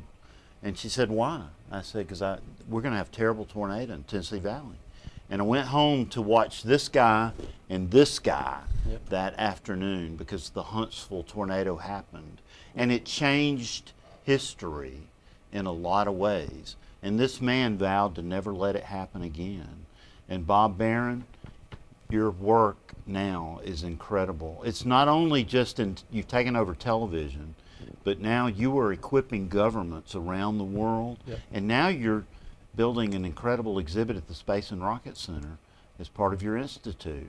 So we welcome you and we thank you tonight for being here. Well, we certainly have been blessed over the years to be in the circumstance that we are. And I kind of speak for the whole group here. We take an enormous amount of satisfaction from being able to provide the kind of information that saves lives. And we've seen a lot of that, emails coming in, not to us, but to television stations that we provide, and it means a lot. I just wish that it meant I would have a chair at the same time as you. This is this power setting, right? It was like a last-minute addition. You got the ones out of the annex. Yeah, really. Hey, go back to November 15th, 1989. For those people that were not alive or don't understand that date, kind of go back and review what happened that day here. Well, I thought we were pretty well prepared. I mean, all of the synoptics were saying we were going to have a rough day. And I remember telling my wife to make sure she stayed home after noon and pass that along to my sister, who also was living here. And we kind of watched these things develop. But there was a line of storms and then a single supercell in advance of it. And it didn't look that imposing. Of course, all we had was conventional radar back in those days, but what happened was the outflow from the line of storms fed into the supercell, and that's what became the F4 that came across the area. And I thought that we were pretty well prepared. I got to go back for a moment, because I was one of those that had to compete against Roy Leap in Tampa many years ago, and never seen anybody with more equipment. We used to talk about when it got to severe weather, we'd go to the Big R. Roy went to radar, and I went to the roof. And that was the kind of competitive level that happened. But I guess in a way I kind of thank him because it really fostered my interest in having the latest in technology. And he was showing lightning, strike-by-strike lightning, back in the years that I was there, 84 to 87. And when I came back here, I was able to get a NASA technology transfer grant for an R&D lightning network in North Alabama. And it was how we started.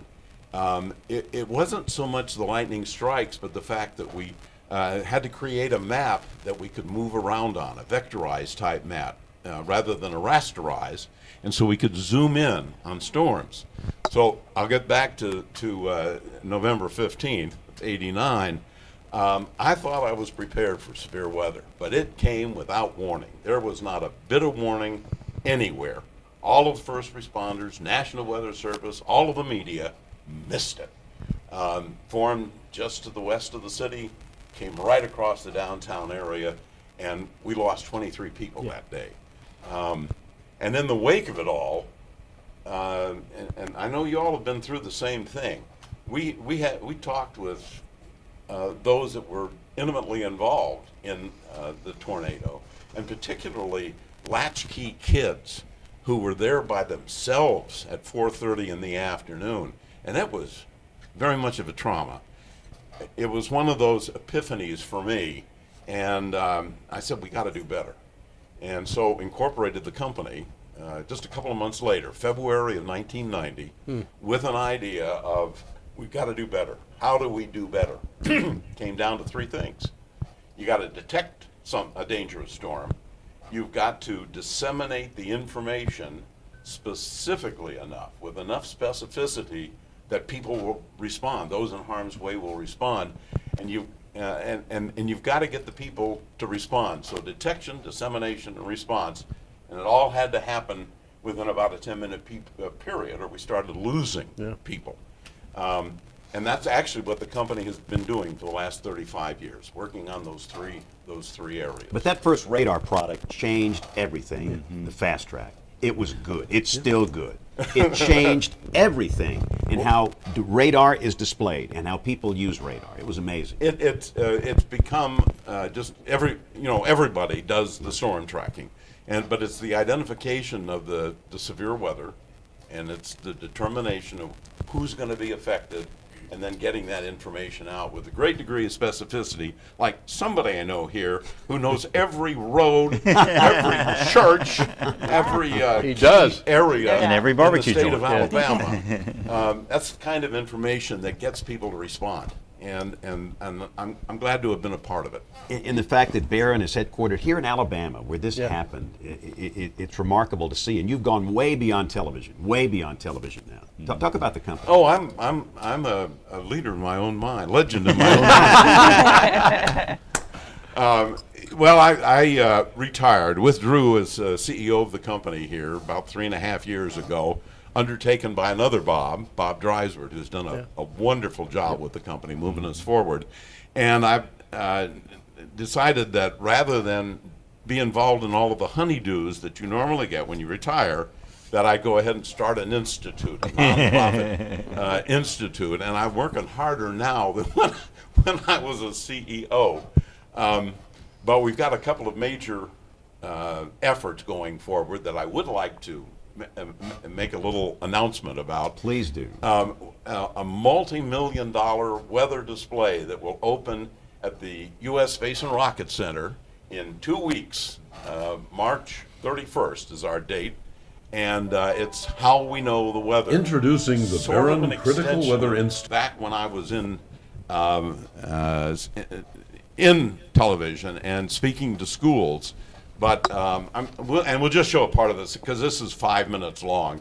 But it starts with a view of the sun and a discussion of the interaction of the sun and the planets being what causes all weather, and that we over time have developed instrumentation to measure that interaction. And as you walk inside, on the left here is our history wall, and it it shows all of the different initial instruments and their development over time, all the analog type of instrumentation, and then we gradually move into digital, and you see radar and satellite and lightning detection, and then there's a pretty good area that's dedicated to severe weather. Our radar is in the back there, a discussion of radar, but that's an electromagnetic spectrum that it plays such an important part in our determination of weather these days. How it affects different areas such as land and water and air and space, and then there's a command center that has live feeds from both the GOES and the JPOs that the kids can actually push up on a giant screen, an ops center of their own. We'll have a tornado room which will emulate a tornado. As a matter of fact, James is doing severe weather coverage in it. Yes, yes. And there's well, I don't want to give it all away, but there is a cow involved. Yeah. And there he is. Anyway, we'll be opening this on the 31st of the month, just a couple of weeks from now. Wow. And I'm really excited about finally getting it off the ground. Six years. That's awesome. Yeah. Awesome. Have to come back. Yeah, absolutely. We'll be back. We'll be back in Yeah. September, won't we? I guess. I hope. And for those that have never been to the Space and Rocket Center, other than this amazing weather display from your institute, that's a great place to visit anyway. Oh, yes, for sure. For those that have never been there, I'm a child of the '60s. I lived through the time where man got to the moon, and just to see everything there, every time I go, it's amazing. But with this, it's going to get even better. Yeah. It's going to be outstanding. I'm really excited about it. And the Institute, I'm going to put one more plug in here. Plug. Is in the process of putting in sensors and cams across the entire state of Alabama.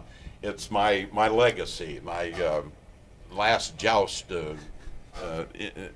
before going my own way, or riding off in the sunset.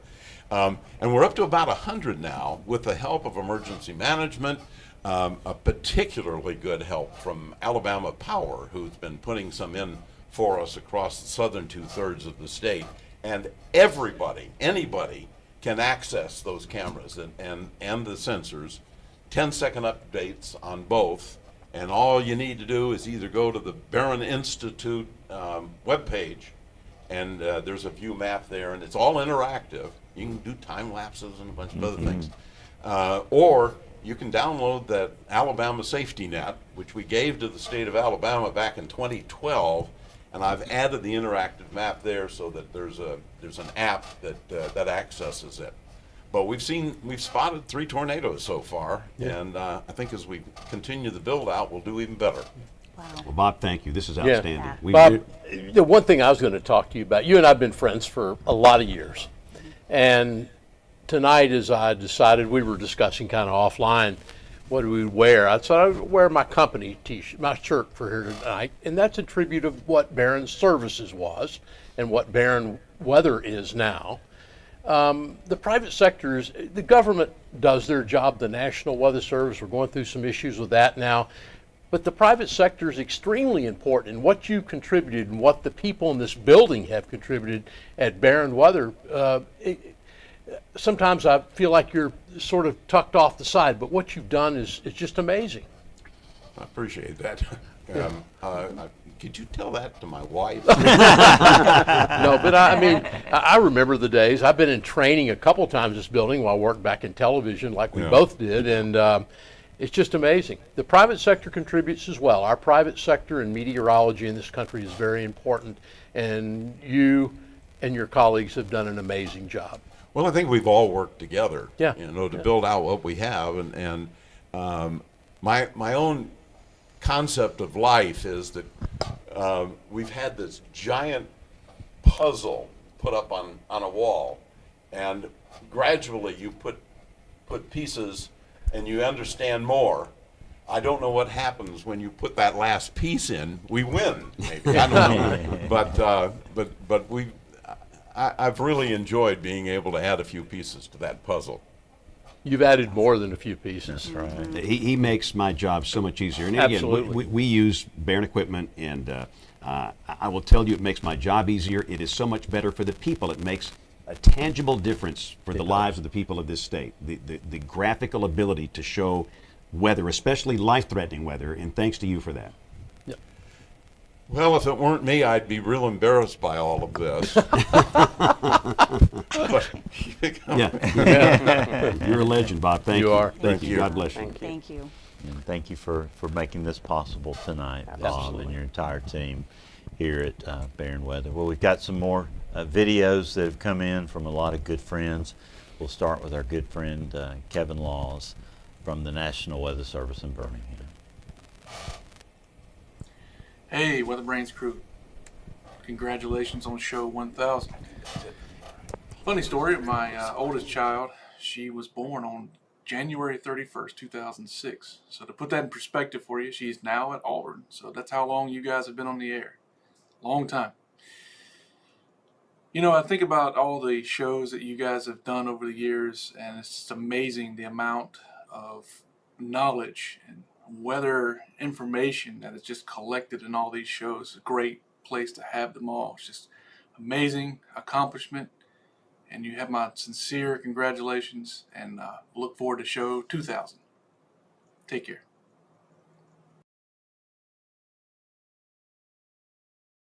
Hey, what's going on? Yeah, thanks for that. And Hey, what's going on, WeatherBrains crew? Two. Mark Setheth here, wishing you a very happy 1000th episode. That is tremendous. What an accomplishment. Hey, look, I appreciate being a part of many of those episodes. Well, not too many, but enough, right? Really, it's been terrific to be on with you guys to talk about my favorite subject, that is hurricanes, and most recently severe weather, and especially the subject of my favorite hydrometeorite, and that is hail. But look, this isn't about me, it's about you guys celebrating, again, what a heck of a milestone. 1000 episodes. I hope to be a part of a few going forward, but very seriously from my heart, from all of us that listen to WeatherBrains, congratulations to everybody and happy 1000th. Hey, James, Bill, friends, Troy, I really love you guys. And, you know, on your 500th anniversary, I was in a tuxedo in my living room at my home in Kansas City, and I got to MC the show and enjoyed being with you guys. Now you're at your 1000th show tonight on St. Patrick's Day. So I didn't have a tuxedo to wear, but you know, I am the new mayor of Weatherville, and I wanted to be here with you guys and say congratulations to WeatherBrains. I hope you have 1,000 more shows. I love you all very much, and have a great evening. Birmingham TV viewers want a change. They're tired of James Spann's cakes and bobble-headed dolls. When he's not goofing off visiting schools, James Spann uses weather rocks to write his forecast. Maybe that's why Spann's spring forecast was a total bust. Instead of warm sunshine, Birmingham got 3 inches of snow. Spann takes cash under the table from Birmingham grocery stores to scare residents about winter storms. This witness saw money change hands. You just knew something was in the air. But this type of shenanigans is standard Spann. And I ran out of money to pay off those guys. Ask Spann himself about his cash for snow forecast schemes, and all you get is a bunch of double talk. There's a long story behind that. Brian Peters thinks Spann's scare tactics are wrong. Birmingham TV viewers think of James Spann like fingernails on a blackboard. We need a change. Brian Peters is an experienced former government meteorologist. Let's give James Spann and his bobble-headed dolls the boot. Can Spann, because Spann can't. Birmingham deserves better. Vote Brian Peters, because we need a real weatherman. Paid for by Peters for Chief Meteorologist, Birmingham. Brian Peters wants to be your chief meteorologist, but he's never around when the going gets tough. Instead, he's going all right, like the time when severe weather hit. Brian was joyriding in the Storm Chaser and had a flat. When a severe thunderstorm warning was issued, where was Brian? At a Mississippi casino, cashing in. The National Tattler says Peters, quote, can't forecast his way out of a paper bag. Brian's just a washed-up bureaucrat looking for a free ride. Even his dog Dakota knows he spends evenings at Wesley's Booby Trap Lounge. Let's sack Peters right out of the starting gate. James Spann's experience is untouchable. Let's re-elect Spann, because Peters will be just like that Storm Chaser tire, flat. Paid for by James Spann for Chief Meteorologist, Birmingham.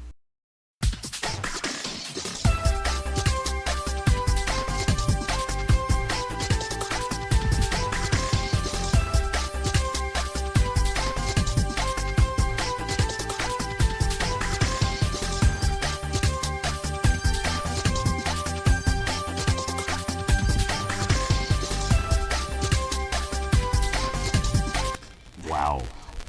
That really puts it in perspective, right? Maybe we are kind of a big deal. What's so cool? We open the show most weeks with the real Bill Curtis. People don't. That's Bill Curtis. No, I know. The same guy that did the Weatherman, the Anchorman intros. So it's not an imitator. No. Well, we wanted to get into a special section here because for many of us, JB Elliott was really important to us. For me, he was critical. JB worked at the National Weather Service in Birmingham, and he was my mentor. He was your mentor. My mentor, yeah. And several of our listeners, responded, and our very own JP Spann, who produces the show so spectacularly every week. JP's upstairs watching right now. JP, we can't thank you enough for what you do. You pull all this mess we do together every week, and dig out all these picks of the week. You never complain. And you make the show beautiful, and we love and appreciate you for that. But JP, wanted to make sure that we covered some of JB's important and sometimes hilarious contributions to the show. So just go ahead and do we want to pause after each one, or do we want? Yeah. Okay, I think we'll so. stop We and talk. to. Okay, so Ben, if you'll roll audio 13, please. That's that Western song that was on Sunday night, and I can't think of the name, but it was the father and three sons that ran a ranch in Nevada. The theme from Gunsmoke. Yes. I would have guessed Bonanza too, JB. That would have been my guess. Yeah. That was the I was theme on from top of that. Gunsmoke. And I Gunsmoke played that. was one of my all-time favorites. I played that for a reason because JB has a Miss Kitty story. No. Yes. Tell your this is the highlight of the show. Tell your Miss Kitty story. I don't think you've ever shared this on this show. I can't tell all of it because some of it was embarrassing to her and the monkey. Oh boy! I used to do all of the photography for the Birmingham Zoological Society, which published a monthly magazine called Animal Tracks, connected with the Birmingham Zoo, and Miss Kitty is a lover of animals. In fact, she had a cheetah in her backyard in Phoenix and got in trouble with the city on it. But she used to come to Birmingham fairly often. She had an aunt that lived here. So I was supposed to meet her and some others at the Birmingham Zoo to photograph a young orangutan new to the zoo. So I was walking down I promise the corridor. JB is not making this up, but go ahead, JB. I was walking down the corridor going to the back cage of the orangutan, and I was eating a banana. And he reached out through the bars and snatched it out of my hand. And anyway, me and Miss Kitty and the orangutan got in the cage together, and I was supposed to shoot a cover picture.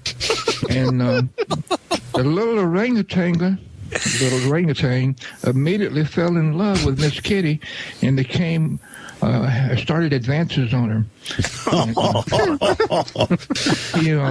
He climbed up on her shoulder, and then he reached his paws over on the other side of her in a forbidden area. And so I had to shoot about 20 pictures before I could find one usable. Oh boy, and that is our Miss Kitty story of this week, ladies and gentlemen. I mean, I want to thank JB Elliott for the Miss Kitty story. JB, that was the highlight of the show, no doubt. Yes, he would not leave her headlights alone. Oh, boy. And that's a show title.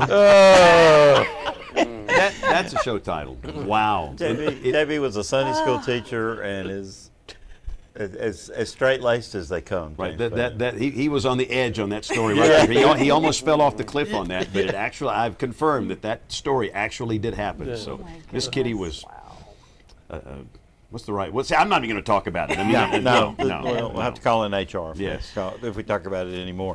But of course, one of the highlights to me of the show every week when JB was with us was hearing about his lunch. What'd you have for lunch, JB? And I would try to gross James out with my lunches. That stuff's nasty. And whatever I came up with would always pale in comparison to what JB said. Now that last clip was suggested by listener Michael Potts on X. Thank you for that. The Miss Kitty clip, and this one is from Jim Woodruff on Facebook. So let's roll audio 14, Ben.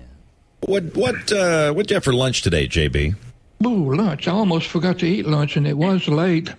I'm sure it was. I'm sure it was something nasty. But go ahead. We have learned that people listen to this show exclusively for the answer to this question. So go ahead. The lunch was scrumptious. I had a banana and a can of Vienna sausage as an appetizer, and then the main dish was a bowl of mixed fruits such as pineapple, strawberries, cantaloupe, and grapes. And then the dessert was another can of Vienna and a banana. Oh, brother.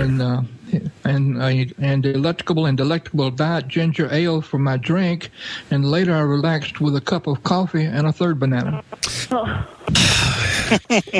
He's going to the monkeys. I'm going to go out with a video camera and capture this one day because I don't believe you ate that. I do not believe it. Even though I believe everything you say, I don't know if you ate that stuff, JB. I did, and I want to offer you $10 warm cash if you will let me watch you eat a can of Vienna. Yes. Oh, go, JB. Oh, boy. I'll throw in 10. I'll throw in 10. Me too. Oh, boy. I'm not going there, Kevin. I tell you what. $50, dude. Come on. I'll think about it. How about a free iPad? It never happened. Never happened. Goodness. That's great. And one of my favorite incidents was James and JB and I went to Mississippi State to the great conference over there, which is coming up in a couple of weeks. Southeast Severe Storm Symposium. Yeah. And we rode in the van. And of course, JB and James got to ride up front. JB had shotgun. I had a loose office chair rolling around this in is the back back. when the weather van had a table and a rolling office chair in there. Like, what good is this as a chase vehicle? But and I was doing fine until James didn't realize that Highway 82, they'd built a new intersection, and he hit it at about 65 miles an hour. And we played Crack the Whip with me in the back of the car, and I just prayed the back door wouldn't open. James, man. I looked back there, and Bill had a laptop in his face. Jammed up against his nose. Oh, okay. So JB had it. I could see his fingerprints on the van where he was holding on for like 3 years. He said something really funny, James, and I can't remember what it was, but it was worth the price of admission, whatever it was. But this portion of the show is brought to you by Depends Undergarment. The rest of the show has been brought to you by Barron. But stay confident, stay active. Depends has you covered with discreet, comfortable protection for every hilarious JB clip from WeatherBrains. Yep. But it probably won't help you with this one. I'm going to Stand by for JB. I'm going to do a happy dance here. The one time we had him on here, he had his wire. His wire was so short, it was like his head was cocked over to one side. And hopefully, we got him a little better situated there. Ta-da! Come on now, stand by. Come on, hamsters, a little faster. Oh yes. Here he is.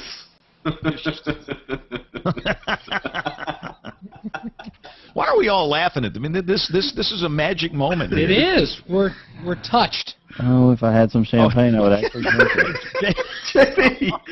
Hey, your shirt's on, bud. JB is working for the Babe audience here. He's got this. He needs a gold medallion next, and he's set, you know? Put your clothes on, JB. All right. I got it. Show title.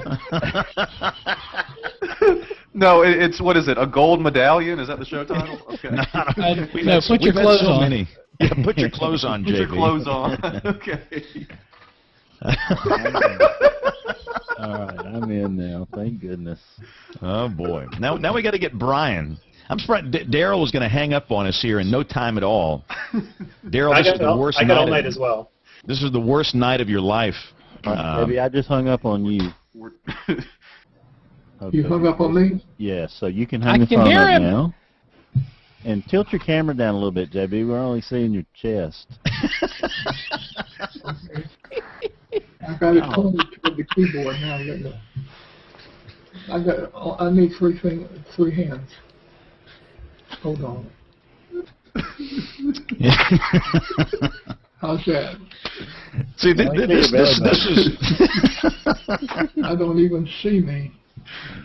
We see your arm. Tilt it up, JB. There you go. Up.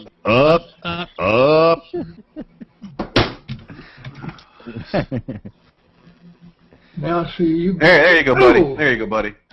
All right, now let me get Brian on here, and we are actually rocking and rolling. We might actually start this show within an hour of the posted starting time. Yeah, which is just. Is the camera okay now? Well, it's according to whether he wants to look at your radio or you. I can stick it in my coffee cup and get it out of the way. JB, get that thing pointed up there toward your face, man. Can you see it? I see the camera. Look at your picture down in the bottom, JB. There you go. Can you see any of us on your screen? Yeah. Oh, there's Brian. This is great. Everybody is actually here. This is gang's fantastic. all together. Wow. And we got to get JB's camera fixed, and then we'll start this thing. What do you want me to do with it? Can you see anybody's picture at all? Can you see us or you or anybody on there? On my little picture? Yeah. I see 1, 2, 3, 4, 5, 6, 7, 8, 9, 10 people across the bottom. Do you see yourself? Now, in one of those boxes, you ought to see your spec. Let me just I'm going to make you full screen, JB. You ought to see yourself in the big box now. All right. Now you got to move your camera around so we can see your face and not that chest hair. You've unaged there, JB. I'm still not in the big picture. Yeah, Kevin's in the big picture right now. It should be JB. It keeps changing. And that's Brian. I don't necessarily. I think the way it works, what's going out to the world on the stream, I'm controlling, but for everybody else, you just see who's talking. JB, you got to raise that camera up. We're seeing your nose and your mouth. Everybody be quiet and just let JB talk. JB, talk to us, and then you'll be the big picture. Testing 1, 2, 3, 4, 5. Testing 1, 2, 3, 4, 5. Tilt the screen. Yeah, can you hear us at all, JB? Yeah, hear every word you're saying. Right. Okay, you got to move that camera up higher. You got to tilt it up. Just a little bit. There you go. There we go. Hey. Oh, that's perfect. Yeah. Wait a minute. Let me put that dime under it. Show title. Show title. How's that? How about a quarter, man? You got anything a little thicker? Bill, what kind of cameras he got? Man, it doesn't have a tilt thing on it. I don't know. Picked it up at the Dollar Tree. Okay, I'm going to put a ruler under it now. Put one of your poker chips under it, JB. That's right. How's that? That's a little. Now take the dime away. Oh, it's covered up with 3 other things. You're looking good, JB. You got a haircut. There's just something magical about this pre-show that will never ever be this good again. How's that? That's a little too low. No. Yeah, you got to go halfway between. I just lost my headset. Hold on just a minute. You know, and JB, I know you're trying to attract the ladies, but your shirt's unbuttoned. You might want to button that thing back up. Hold the phone. Why do I feel like I'm watching Saturday Night Live or something? Did you see him wink? He winked at somebody. I can hear Sally laughing in the other room, so it must be on the dot. Here comes the stretched cable thing that I saw the other day. Now, how's that? What's You're still. Yeah. I want to know. So, JB, when you look into your screen, do you see any of us at all? What do you see there? I see a big 11 by 14 print of you, and that's all. And that piece was That's why the pre-show is magical. Yeah. That was the definition. That didn't go out to the world, pre-show only. And that was requested by JP and by Joey Amberson. So thank you for that. We miss JB every single day. He was such a good sport, James. Such a humble and loving spirit, and was such a giving individual all of his life. He let me watch him work at the National Weather Service. I would spend hours down there, and he just welcomed me and he encouraged me. And everybody needs an encourager, and he was my encourager and mentor. And I miss him greatly because during a big high-impact event, forever, you could pick up the phone and call JB and say, "What do you think?" And he's gone. And you realize every bit of knowledge you've gotten from that man, now you have to think for yourself and come up with your own answer. But I really do miss JB. But he was fun. He was a fun guy to have on the show. Well, and not only that, he was your lighthouse in a severe weather situation by 1976 when we got NOAA Weather Radio. The game completely changed the day that weather radio station came on the air. If you knew JB was working, you were going to be informed. Whether that meant live break-ins, frequent updates, whatever it was. He never stopped until he stopped doing the blog for us. He was there, and there'll never be anybody like him. He was a serious professional. He was, and I just appreciate his friendship and mainly that encouragement. Not many people encourage people in the world today. We got a bunch of haters and trolls and the stuff we deal with, and it was just always refreshing to have him around, and he was never in a bad mood. Never. Most people are in a bad mood these days, but JB didn't know how to have a bad mood. And his wife Judy was such greatest. Such an there's always behind a great man there's a great lady, and JB had that for sure. Yep. And there's a million more JB segments that we could have played. His, the communicator at the Weather Service, all the April 3rd, 1974 stories where he moved the thunderstorm over the lady's house that called to complain that night. I like the one where he cut the grass naked. I mean, that was a good story. He was hot. So JB is just someone we'll remember forever. But Ben, we've got 4 more congratulation videos here, and something really important as we play a couple of Jeremy's stats slides. I don't know how you ever got David Lee Roth to do one of our jingles, James, and how that got away. It's how you have to know people. I guess so, and I never really thought about how valuable that was until we were going back through the archives. But Ben, if you'll roll it, we're doing great on time. I'd like to just congratulate WeatherBrains on getting to their 1000th episode. Back when I was young, I had to go through a little bit of BBC training, and one of the things the BBC always emphasizes is that doing things like this, you should be educate, inform, and entertain.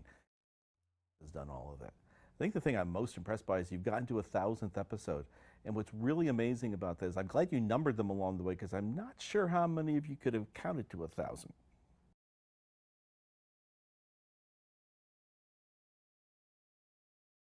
Yeah, it just, the first time I ever got to meet Dr. Brooks was with Kim, and, he understood so much about meteorology. All my life, I've seen papers by Brooks. Brooks, his name is on so many papers, and I'm thinking, when I got to meet the guy, I'm thinking, man, this is the Brooks of all those papers, and his knowledge of severe convective local storms between Brooks and Doswell. They've had more influence on me than anybody else when it comes to knowledge of severe local convective storms. And Chuck recently passed away, but Harold, he's looking good. I mean, he looked great in that video, didn't he? And I've been in the Weather Service over 30 years, and it still trips me out to walk through the Weather Center, and Harold's just walking by, and it's like he's one of the weather Mount Rushmore. He is. Yeah, he really is. And he knows the best places in St. Louis to go on the hill man. Eat Italian food too. That was good. He's the Elvis of St. Louis. And he finally explained to me why I was supposed to take German at Florida State. I never understood that, Dr. Jacobs, and I bet you know the answer to that. But all the great research work was done, for years in German. And I never understood why they wanted you to take German. But anyway, that was great to hear from Harold. One of my favorite panelists of all time is our next video. So I'll roll that, and we can remember one of our favorite friends, who's still doing great up in Pennsylvania. Congratulations, WeatherBrains. 1,000 shows. It just boggles the mind. 1,000 episodes of colossal intelligence. When I think about the people that were on that show, when I think about the topics, the show titles, it just makes my own head want to explode. What a great time I experienced being on the shows with you. And I'm really flattered that I was able to play a small role in some of those programs. While I leave you with my thanks, I leave you with my admiration and my congratulations. Way to go, WeatherBrains. And I'll say, out of all of our regulars over the years, John clearly had the best hair.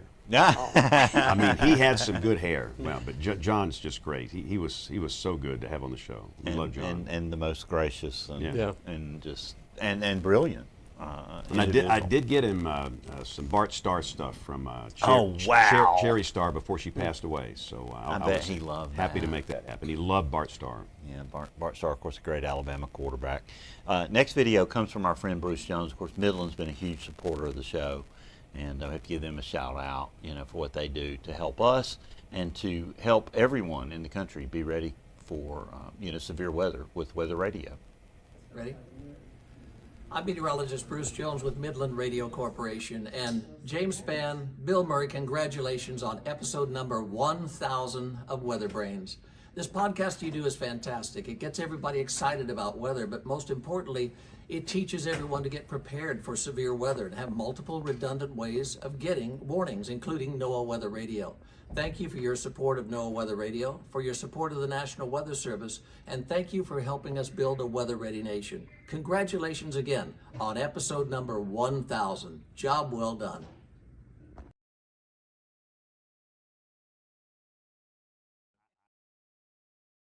Not buy one, so Bruce is busy stocking the Weather Radio inventories again. Yeah, there's no question. Someone called me from one of my hotels and said, "Where do I get one of these weather radios?" And I'm like, "Hey, near CVS, Walgreens, whatever, Walmart, run down there and get one." They said they were not to be found. They came back with one of the walkie-talkies that had weather radio on it. So MidlandUSA.com. Yeah, that's right. Span 25. Span 25. Get 25%, 25% off. So that was good. Now, here's Jeremy, Dancing with the Stats, James. I always made that play on words because you always had to interrupt Dancing with the Stars. Oh, yeah, for tornadoes. And would always get in trouble for that. Big trouble. So I always highlighted my things as Dancing with the Stats. So let's roll some more amazing statistics from Jeremy Bauer. Whether it's a tornado or just some rain, WeatherBrains. Whether it's snow or a hurricane, WeatherBrains. Informative and fun, sometimes absurd. It's a show for all you weather nerds. WeatherBrains. Yeah, WeatherBrains.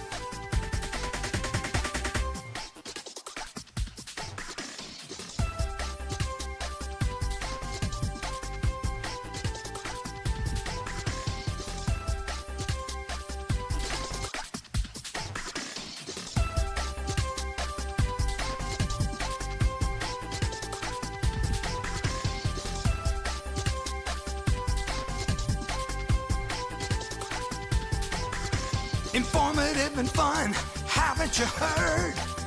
It's a show for all you weather nerds. WeatherBrains. Oh yeah, WeatherBrains. Back, James. That was awesome. That's Mark Phillips. Mark did a great job with those. Yeah, we need to bring those back. Mark did a really good job with those. That was outstanding. I love the show titles. Oh, Helen Hunt and James Spann had a baby. So what was your inspiration? See, a lot of people are listening and they couldn't see that. Yeah. We had toking on a number. It's like, man. And you have to go back and listen to the show to see where the show titles came from. What was your inspiration, James, for coming up with the show titles? That was really brilliant. I thought that to promote each episode, they needed to be different instead of just a number. I mean, number's a number, and it creates curiosity. Like, James Spann and Helen Hunt had a baby. What? It will make people go listen to it to see where that came from. Yeah, exactly. That's exactly right. Well, we've done a lot of important shows over the years. Some of them have been especially poignant or especially meaningful. And Jen emailed all the panelists to give insight on this, and everyone's ready for some discussion about it. So, Jen, do you want to lead us through it? Do you want me to lead us through the discussion? Yeah, you want to, and we'll just all kind of chat through it. And okay. Yeah. I think that the one that came back as a consensus as probably, maybe the hardest and most important show. Brittany, one of our important listeners, Jen and Troy mentioned this. They second this idea. It was our sexual harassment show. It was a very eye-opening episode. It was hard. It was about a hard show. What our female colleagues go through. We get abuse and trolls and things like that, but this is on a different level. Yeah. And it was hard to listen to. It was eye-opening, and it was very disturbing. And these women deal with it every single day.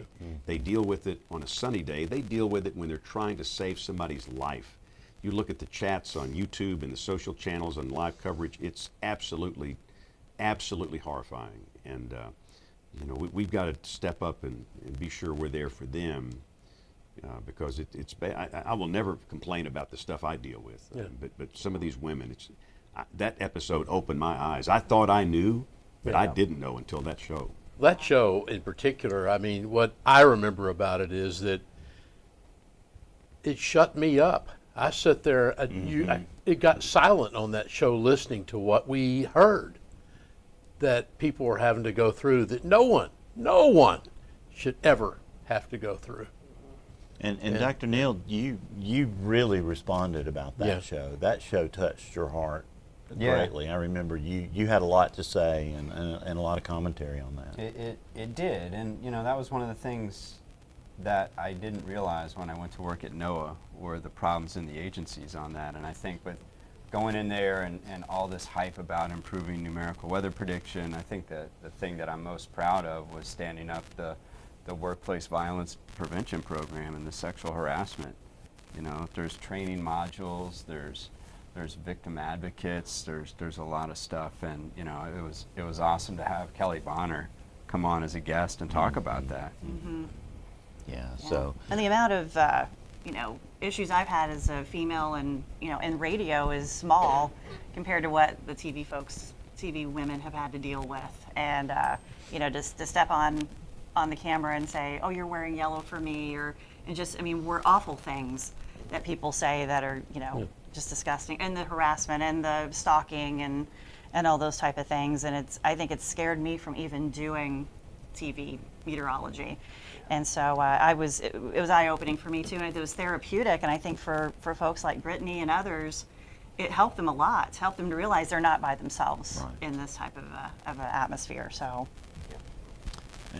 Another very important show was the show that we did after the 2011 outbreak in Alabama, Mississippi, and the Deep South, which touched all of us greatly. In the Birmingham market.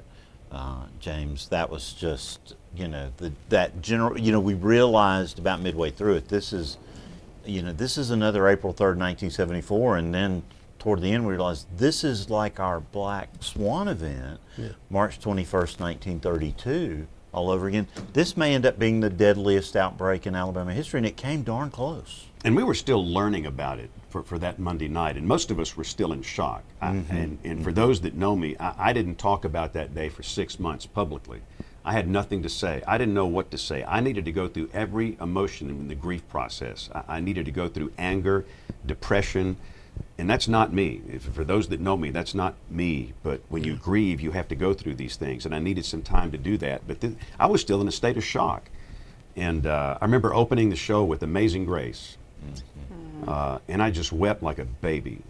And it took me a minute to kind of gather my thoughts. And we went through the show together, but that was the last time I talked about it publicly. So if you wanted to hear a really, really honest, frank, what my feelings were like right after it happened, that would be a good show to listen to. Yeah. That show was very raw, very honest, and a lot of listeners talked about that one as being a show that was very, very important to them. Then show 404, you know, we really wanted to have Mike Morgan from Oklahoma City on the show, and it took him, like you, several months to say he was ready, and it just so happened to fall on episode 404, and you talk about a raw episode. Mike reached out to me afterwards and said, "You can't run it. Don't run it." I'm like, "It already ran, Mike. It's like live. It's already out there. We can't pull it back." But you know, it turned out to be fine. You know, because it was raw human emotion. It was just a couple of months after the May 2013 and all the stuff that happened on May, well, the whole 10 days, but May 31st. And yeah, people still talk about that show. And if you're going to listen to one WeatherBrains show, a lot of people recommend that one. I admire Mike for having the guts to come on and talk about it. Right. And we just wanted him to have a chance, Rick, to talk. Yeah.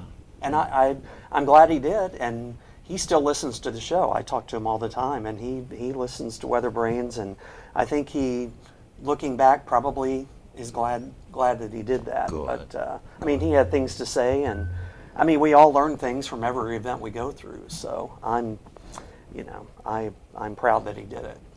Well, he's one of the best. There's no question. And James, you thought that was one of the most interesting shows. Right. It's just raw emotion. After something you work like that, you need a chance just to speak and just let it go. And that's what he did. And like Rick says, he had the courage to do it. And I'm thankful that he did. Yeah. I really am. So what year was the NWA in Norman when we did the NWC show? 2015. 2015. Chuck So Doswell, James Spann debacle. Somebody had the bright idea to put these us two together. I think that was Dr. Scala was like, "I'm done with the show." After that. That ended his term. You know, it is what it is. I mean, but that poor girl, that poor college girl that came up to the mic and wanted to ask some advice, and Chuck got in on her, and then he gets me whipped into a frenzy, and but she wound up interning at our station that summer. Was that Elise? Yes. Okay. And she's been back on the show. She's been on the show. She's really a and big now superstar now. She's a big star in Houston. It's a big deal. And she's doing just great, and she's forgiven me, I hope. Did she really need to forgive you? Yes. We said the right things, but we didn't say it in love. We didn't say it in the appropriate manner. And it's how you speak sometimes. And but bless his heart, Chuck just got me in trouble. So, but she's forgiven us, and she took the advice to heart, and she's doing great. So deep awesome. down inside, she likes Chuck Doswell and James Spann. Deep down inside, I think, maybe. Well, some of the most important shows to me were the ones relating to the April 3rd, 1974 outbreak, because that outbreak was so personal to me. I know it was for you too, James. You know, I was in the 6th grade and petrified about the weather. And that night was the last time I was ever scared of the weather. You know, because it literally was a terrifying night. And you lived it as a high school senior. Yeah. As an amateur radio operator. So while you were at the front line, I was just desperately scanning the radio trying to find information. And it changed my life. I saw things the next 3 days that I didn't need to see as a 17-year-old child, me and my little ham radio gear. And I used to love tornadoes. I wanted them to happen. I never thought about there being a downside. I just didn't think about that. You know how kids are. And I got that little hospital in Jasper, and I saw things a 17-year-old didn't need to see, and I had night terrors for a couple of years. And I love going back and putting the event together now at my age to look at it from a different perspective. And it's very important. We stored up some history for those shows. It was good. And, you know, we didn't have photocopiers and scanners readily available back then, Troy. And I went to the National Weather Service for several weeks and hand wrote all of the warnings out, and I went home and typed them all, and we read in one of those shows, we read the warnings from that night, and JB read them. He wrote some of them, and you know, because his story from that day is just amazing. But those shows about that 1974 outbreak, I think, are going to live on forever as living history. And I love the fact that we did the 50 years later. I know, and to have, turned around and did that. To have Yeah, Mayor Phil Seagraves on from Guin and Catherine from Xenia, and to see the two F5s, two totally different parts of the country, and how similar their stories were. It was really impactful to hear both of them talk. and Tammy Reese was telling me that today that Guin is planning a museum about the tornado. Is that right, Jen? Are you aware of this? I don't know for sure. Well, you may find out when you go. She said that to me today, and she may not have had all the information, so I don't know. Yeah. But of course, Gary England, I just adored and loved his coverage and his tornado precautions. I just thought Gary was amazing. Always thought Got you Val were on amazing. to getting there. And that coverage was just mesmerizing. And to get to talk to him on the air, James, was so meaningful to me. And, we got to have him on a couple of times, and I loved those shows. So, and the ones I liked were the FAR episodes. Show one. What was I griping about with David Black? Too many warnings. There were false alarms. Yeah. We've got a warning addiction problem here. That was show one, and here we are 1,000 shows later and still talking about it. But the thing that's really cool is having Kim on the show, having a social scientist on the show that can teach us or me ways to be better during times of life-threatening weather. And I love the interdisciplinary approach of social science and physical science. And I recall an episode we did about this guy after the Huntsville NWA meeting. And I remember Kevin Law said, he came to me and said, he looks horrible before you went up there. And I told Kevin, I don't know if he ever told you this, I said, if he wants me and you to walk up there with him, we'll walk up there with him. Yeah. And quite frankly, I think 99% of those people would walk up there with you. And the courage you had that day and the message you had that day was just incredible. And we talked about that. You probably never heard that episode, but again, just understand, it touched a lot of us. It really did. It meant so much to me to have you guys in the front row. I remember walking out because I came out from behind. You did. And I remember Kevin just walks up and comes up and gives me a hug, and he's like, "You got this."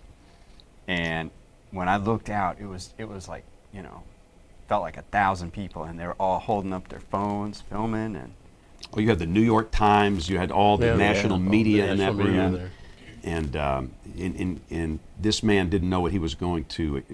He didn't know how it was going to go, and he calmly gave an amazing talk. And I hope he felt the support that he received from the Weather Enterprise that day. Yep. I can't speak for those national journalists, but I'm speaking for the Weather Enterprise, government, private sector. It's amazing. So we are praying for you on your journey back. Yes, that's for sure. And another show that I loved was the one that we did about AM weather. That show was so important to me as a kid. Came on at 7:15 a.m. I know, and I just loved it because it was wall-to-wall weather maps. Which, 15 minutes. 15 minutes. You got to see the official convective outlook at the very end. Yes, not some boiled-down version of it. The real legit, and Weather Service meteorologists were doing it. Yeah. Joan Von On and these guys, and they were just my heroes, Rick. Never missed it. And so that was so incredible. And the buddy system episode that we did turned out to be really important, and that's going to play an important role, certainly going forward. And we've got 3 more videos here, Ben, that we can roll just in sequence. We don't have to stop between them. These are 3 really important ones, especially the middle one is one of our contributors who's so important to us, and he's done a great. They're all 3 going to bring the house down. There really aren't that many great podcasts when it comes to weather, climate, anything, except WeatherBrains. 1,000 episodes. Congratulations to James and the whole Brainy Bunch. I am so honored that I've gotten to be a part of the show and that I've gotten to be a part of all of you who listen and watch your lives, because I learn something every single time I listen to WeatherBrains.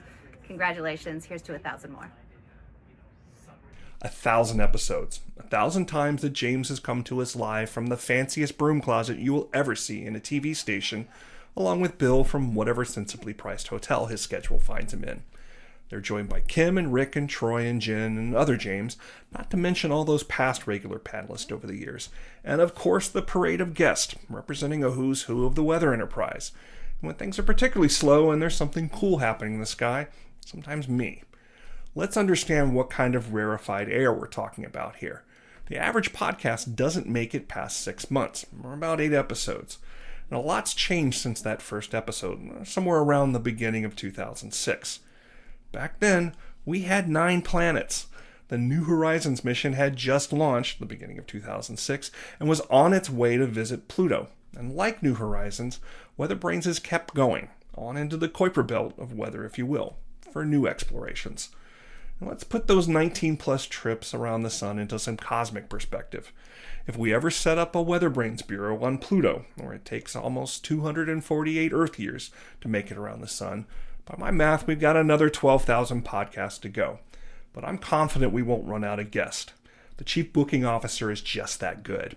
So thanks for putting up with all of my spacey rantings all over these years, and thanks for helping me keep everybody looking up. Congrats, and here's looking to another 1,000 episodes. Or 12,000.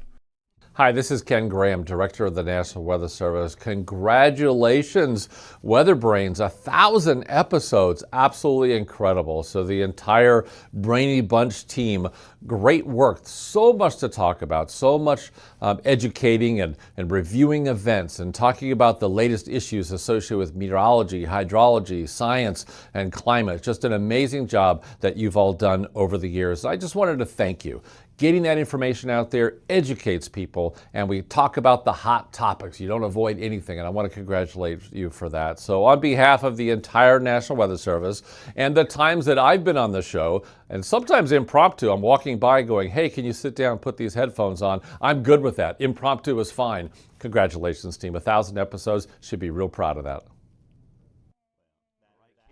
It means so much to us because Ken has a little bit going on right now.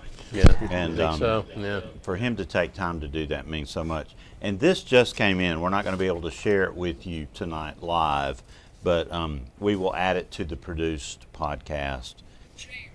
It's our Put it up to your mic. I just wanted to say congratulations on episode number 100 and for the incredible work you do for our entire amazing weather community across the country. What a jewel you are in our meteorological crown. Congratulations.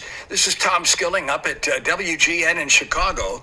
Retired now, but still doing some work and still following the weather every day and following everything I see on WeatherBrains. Congratulations, guys. Keep up the great work.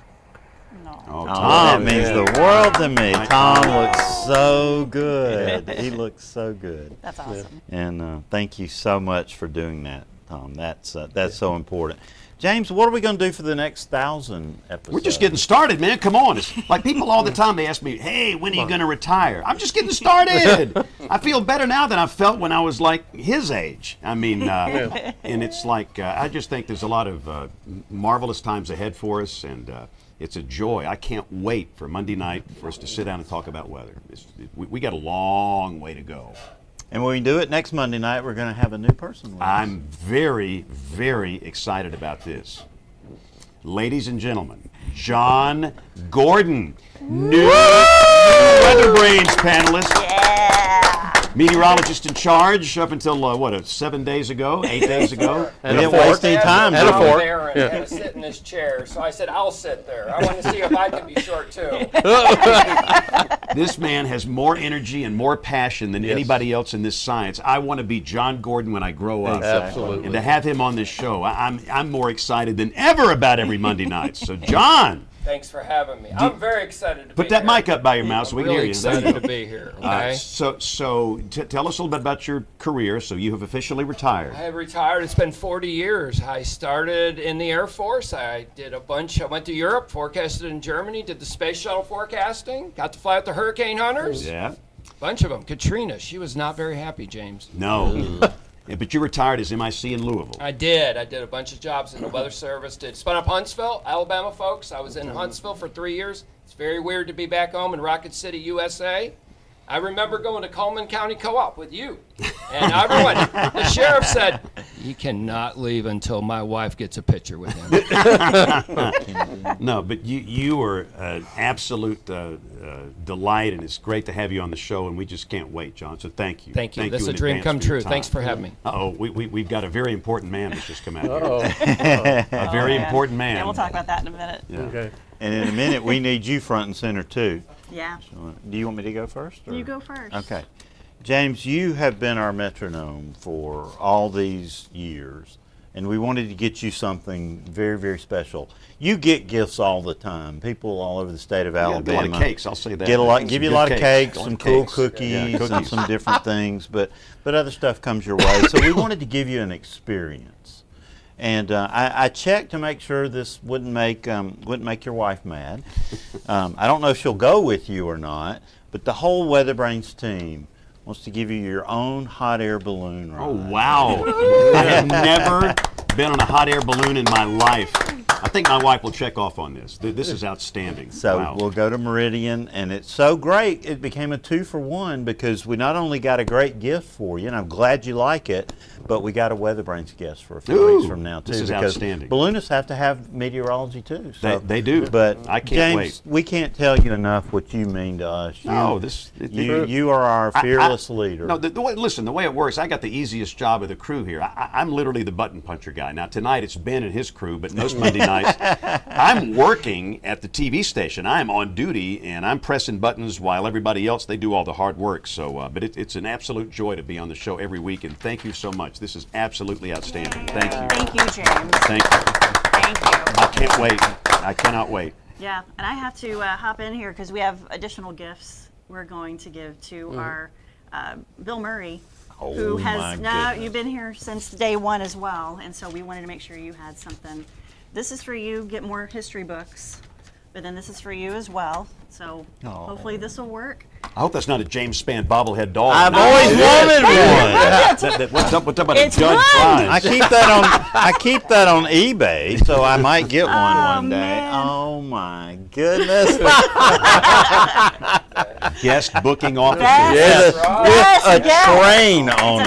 Yeah, Amtrak. Yes, booking officer. Oh, Thank you. y'all. We would not. The show would not be without you because you help get us every week.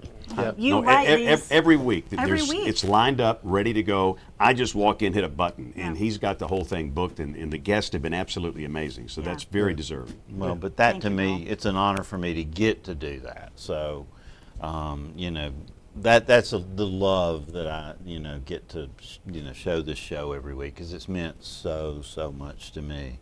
And thank you for this. And that'll go in the library. You're welcome. And I have to say a very special thanks and recognition here to Ben Luna and get him out here front and center. Come on, Ben. And as many members of his team as he can get out here. We have more production people here than at the TV station.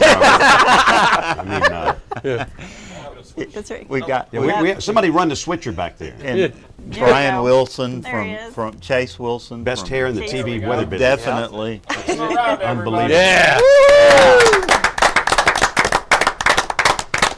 Ben, we can't tell you what this has meant to us. We got to have fun tonight instead of it being stressful. And we can see it was beautifully produced, unlike anything that's happened since David Black was. but and I'm not taking away from what James has done because every week the show's great. But this is a different level, and he got to enjoy it tonight. No button punching. I'm just out here paying. This is great. Because I honestly get most of the show listening to it, in days after we produce it. But tonight I enjoyed it while we produced it, thanks to you. So thank you. Thank you for the opportunity to be here in the presence of legends in the weather community, and to play a teeny tiny role in something so very, very special for the history of WeatherBrains, but for a very, very special thing. And I've got a tiny little story. So we were on few episodes ago. It's been a little while, and there was a person who watches and looked up, and on our website we've got our business phone number, and they just randomly called that one day, and I answered it, and I said, hey, this is Ben, and they said, hey, this is so and so. I didn't think you would actually answer the phone. And I said, well, what can I do for you? And they said, well, I watched y'all on WeatherBrains and looked y'all up, and I just wanted to say hello. And it turns out this individual had lost their husband a few years before. They were all alone. And I just talked to them for about 15 or 20 minutes. And it's you're reaching people and impacting people and being friends to people who you'll never meet. And I think that's so very, very important. But Ben, one thing too, that we turn it back on you for a second. Right. I want to talk about Tennessee Valley weather and what y'all have done up there, because this is the future. We have spent more time on WeatherBrains talking about what the future of television weather is. Ben, you've already known. Chase, y'all already know what this is. You've proven it. And having watched that coverage in Northeast Mississippi, Northern Alabama, and Southern Tennessee, you've done well, my friend. Thank you. And being you're going beyond that. You're paying it forward Yeah. to all the other meteorologists out there. You're not keeping this to yourself. You're standing on a hill like a beacon, and you know, bringing everyone to you. Well, it's hard to miss me. No. What Just you've more done, of you to love. You've given us hope and a future. That's Thank right. you. Absolutely. You've given us hope and a future, and for that we thank you. Thank you. Thank you. Now, what are you doing for the next 1,000 Mondays? Good one. This is very, very cool. Yeah. Ben knows he has Great a standing, Thank you. standing invite anytime Absolutely. he Yep. wants to be on our show. And of course, his great team, you know, Brian Chase Wilson. I think Brian Wilson's the greatest name in weather. Oh, and Kelly very Ross. I like Chase. It I like Very Chase. Chase. But I do want to shout out Kelly real Rawson quick and the Fred Gossage. the success that we've had. I'm 1/5 of a team, 1/6 of a team, because we have Sam in there who has done fantastic. He's our weather content producer, and Fred Gossage is our chief at Tennessee Valley Weather. Kelly Rawson, as you have heard, Chase Wilson, and we have a new member who just started with us, Taylor Plott. And doing a great job, Thank you. too. Yeah. Love Taylor's cover. You know, we're here to make a difference and to help people every day. That's what we're about. And so, but what we do is because of the inspiration that you all have given us, and so pay it forward, we're paying it back too. So thank you very much. Yeah. Amazing. All right. Awesome. Wow. What do you say? I mean, goodness. Let's what do a show. another 1,000. What do you say? Let's thank Jen for her hard work. Now,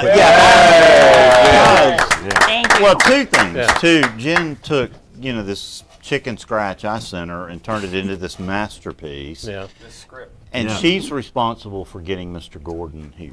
Thank It you, was Jen. her idea. Thank you, Jen. And when I went, you know, because I have to run everything through the head potentate here, you know. And so he said, hey, you know, what do you think about John Gordon being the guest panelist? You know, he's like, the only time, you know, he was as fast as he was when he said, get Neil Jacobs on the show. Yeah. That was like an urgent yes. Yes. Very kind. Now, of that's a you. no-brainer. And that's Well, you know, you guys. something else we've got to say here too is our thanks to Barron's my Weather. goodness. I mean, We these couldn't have done people this are without 'em. amazing. Yeah. And they've invited us in here. Don't know that we'll ever be invited back. No, but, you know, We've taken this place right down the tube. Yeah, that's right. Yeah. But thank you, Huge Bob shout out Senior. to the whole team. Bob Squared. Yeah, Yeah, that's right. Chris in the back. But what a great here, team here. You know, everybody, Mike Jay, everybody on the team, they're first class. And Cherie, Oh, Cherie. who, you know, is always there to take care Yeah. of whatever.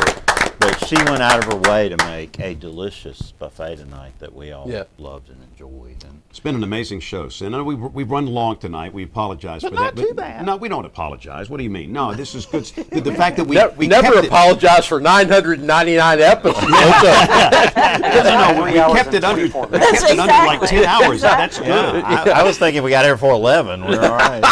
So listen up. If you're new here, we do the show typically every Monday night at 8 o'clock Eastern, 7 o'clock Central on YouTube, our YouTube channel, youtube.com/weatherbrains. We know that most of you listen.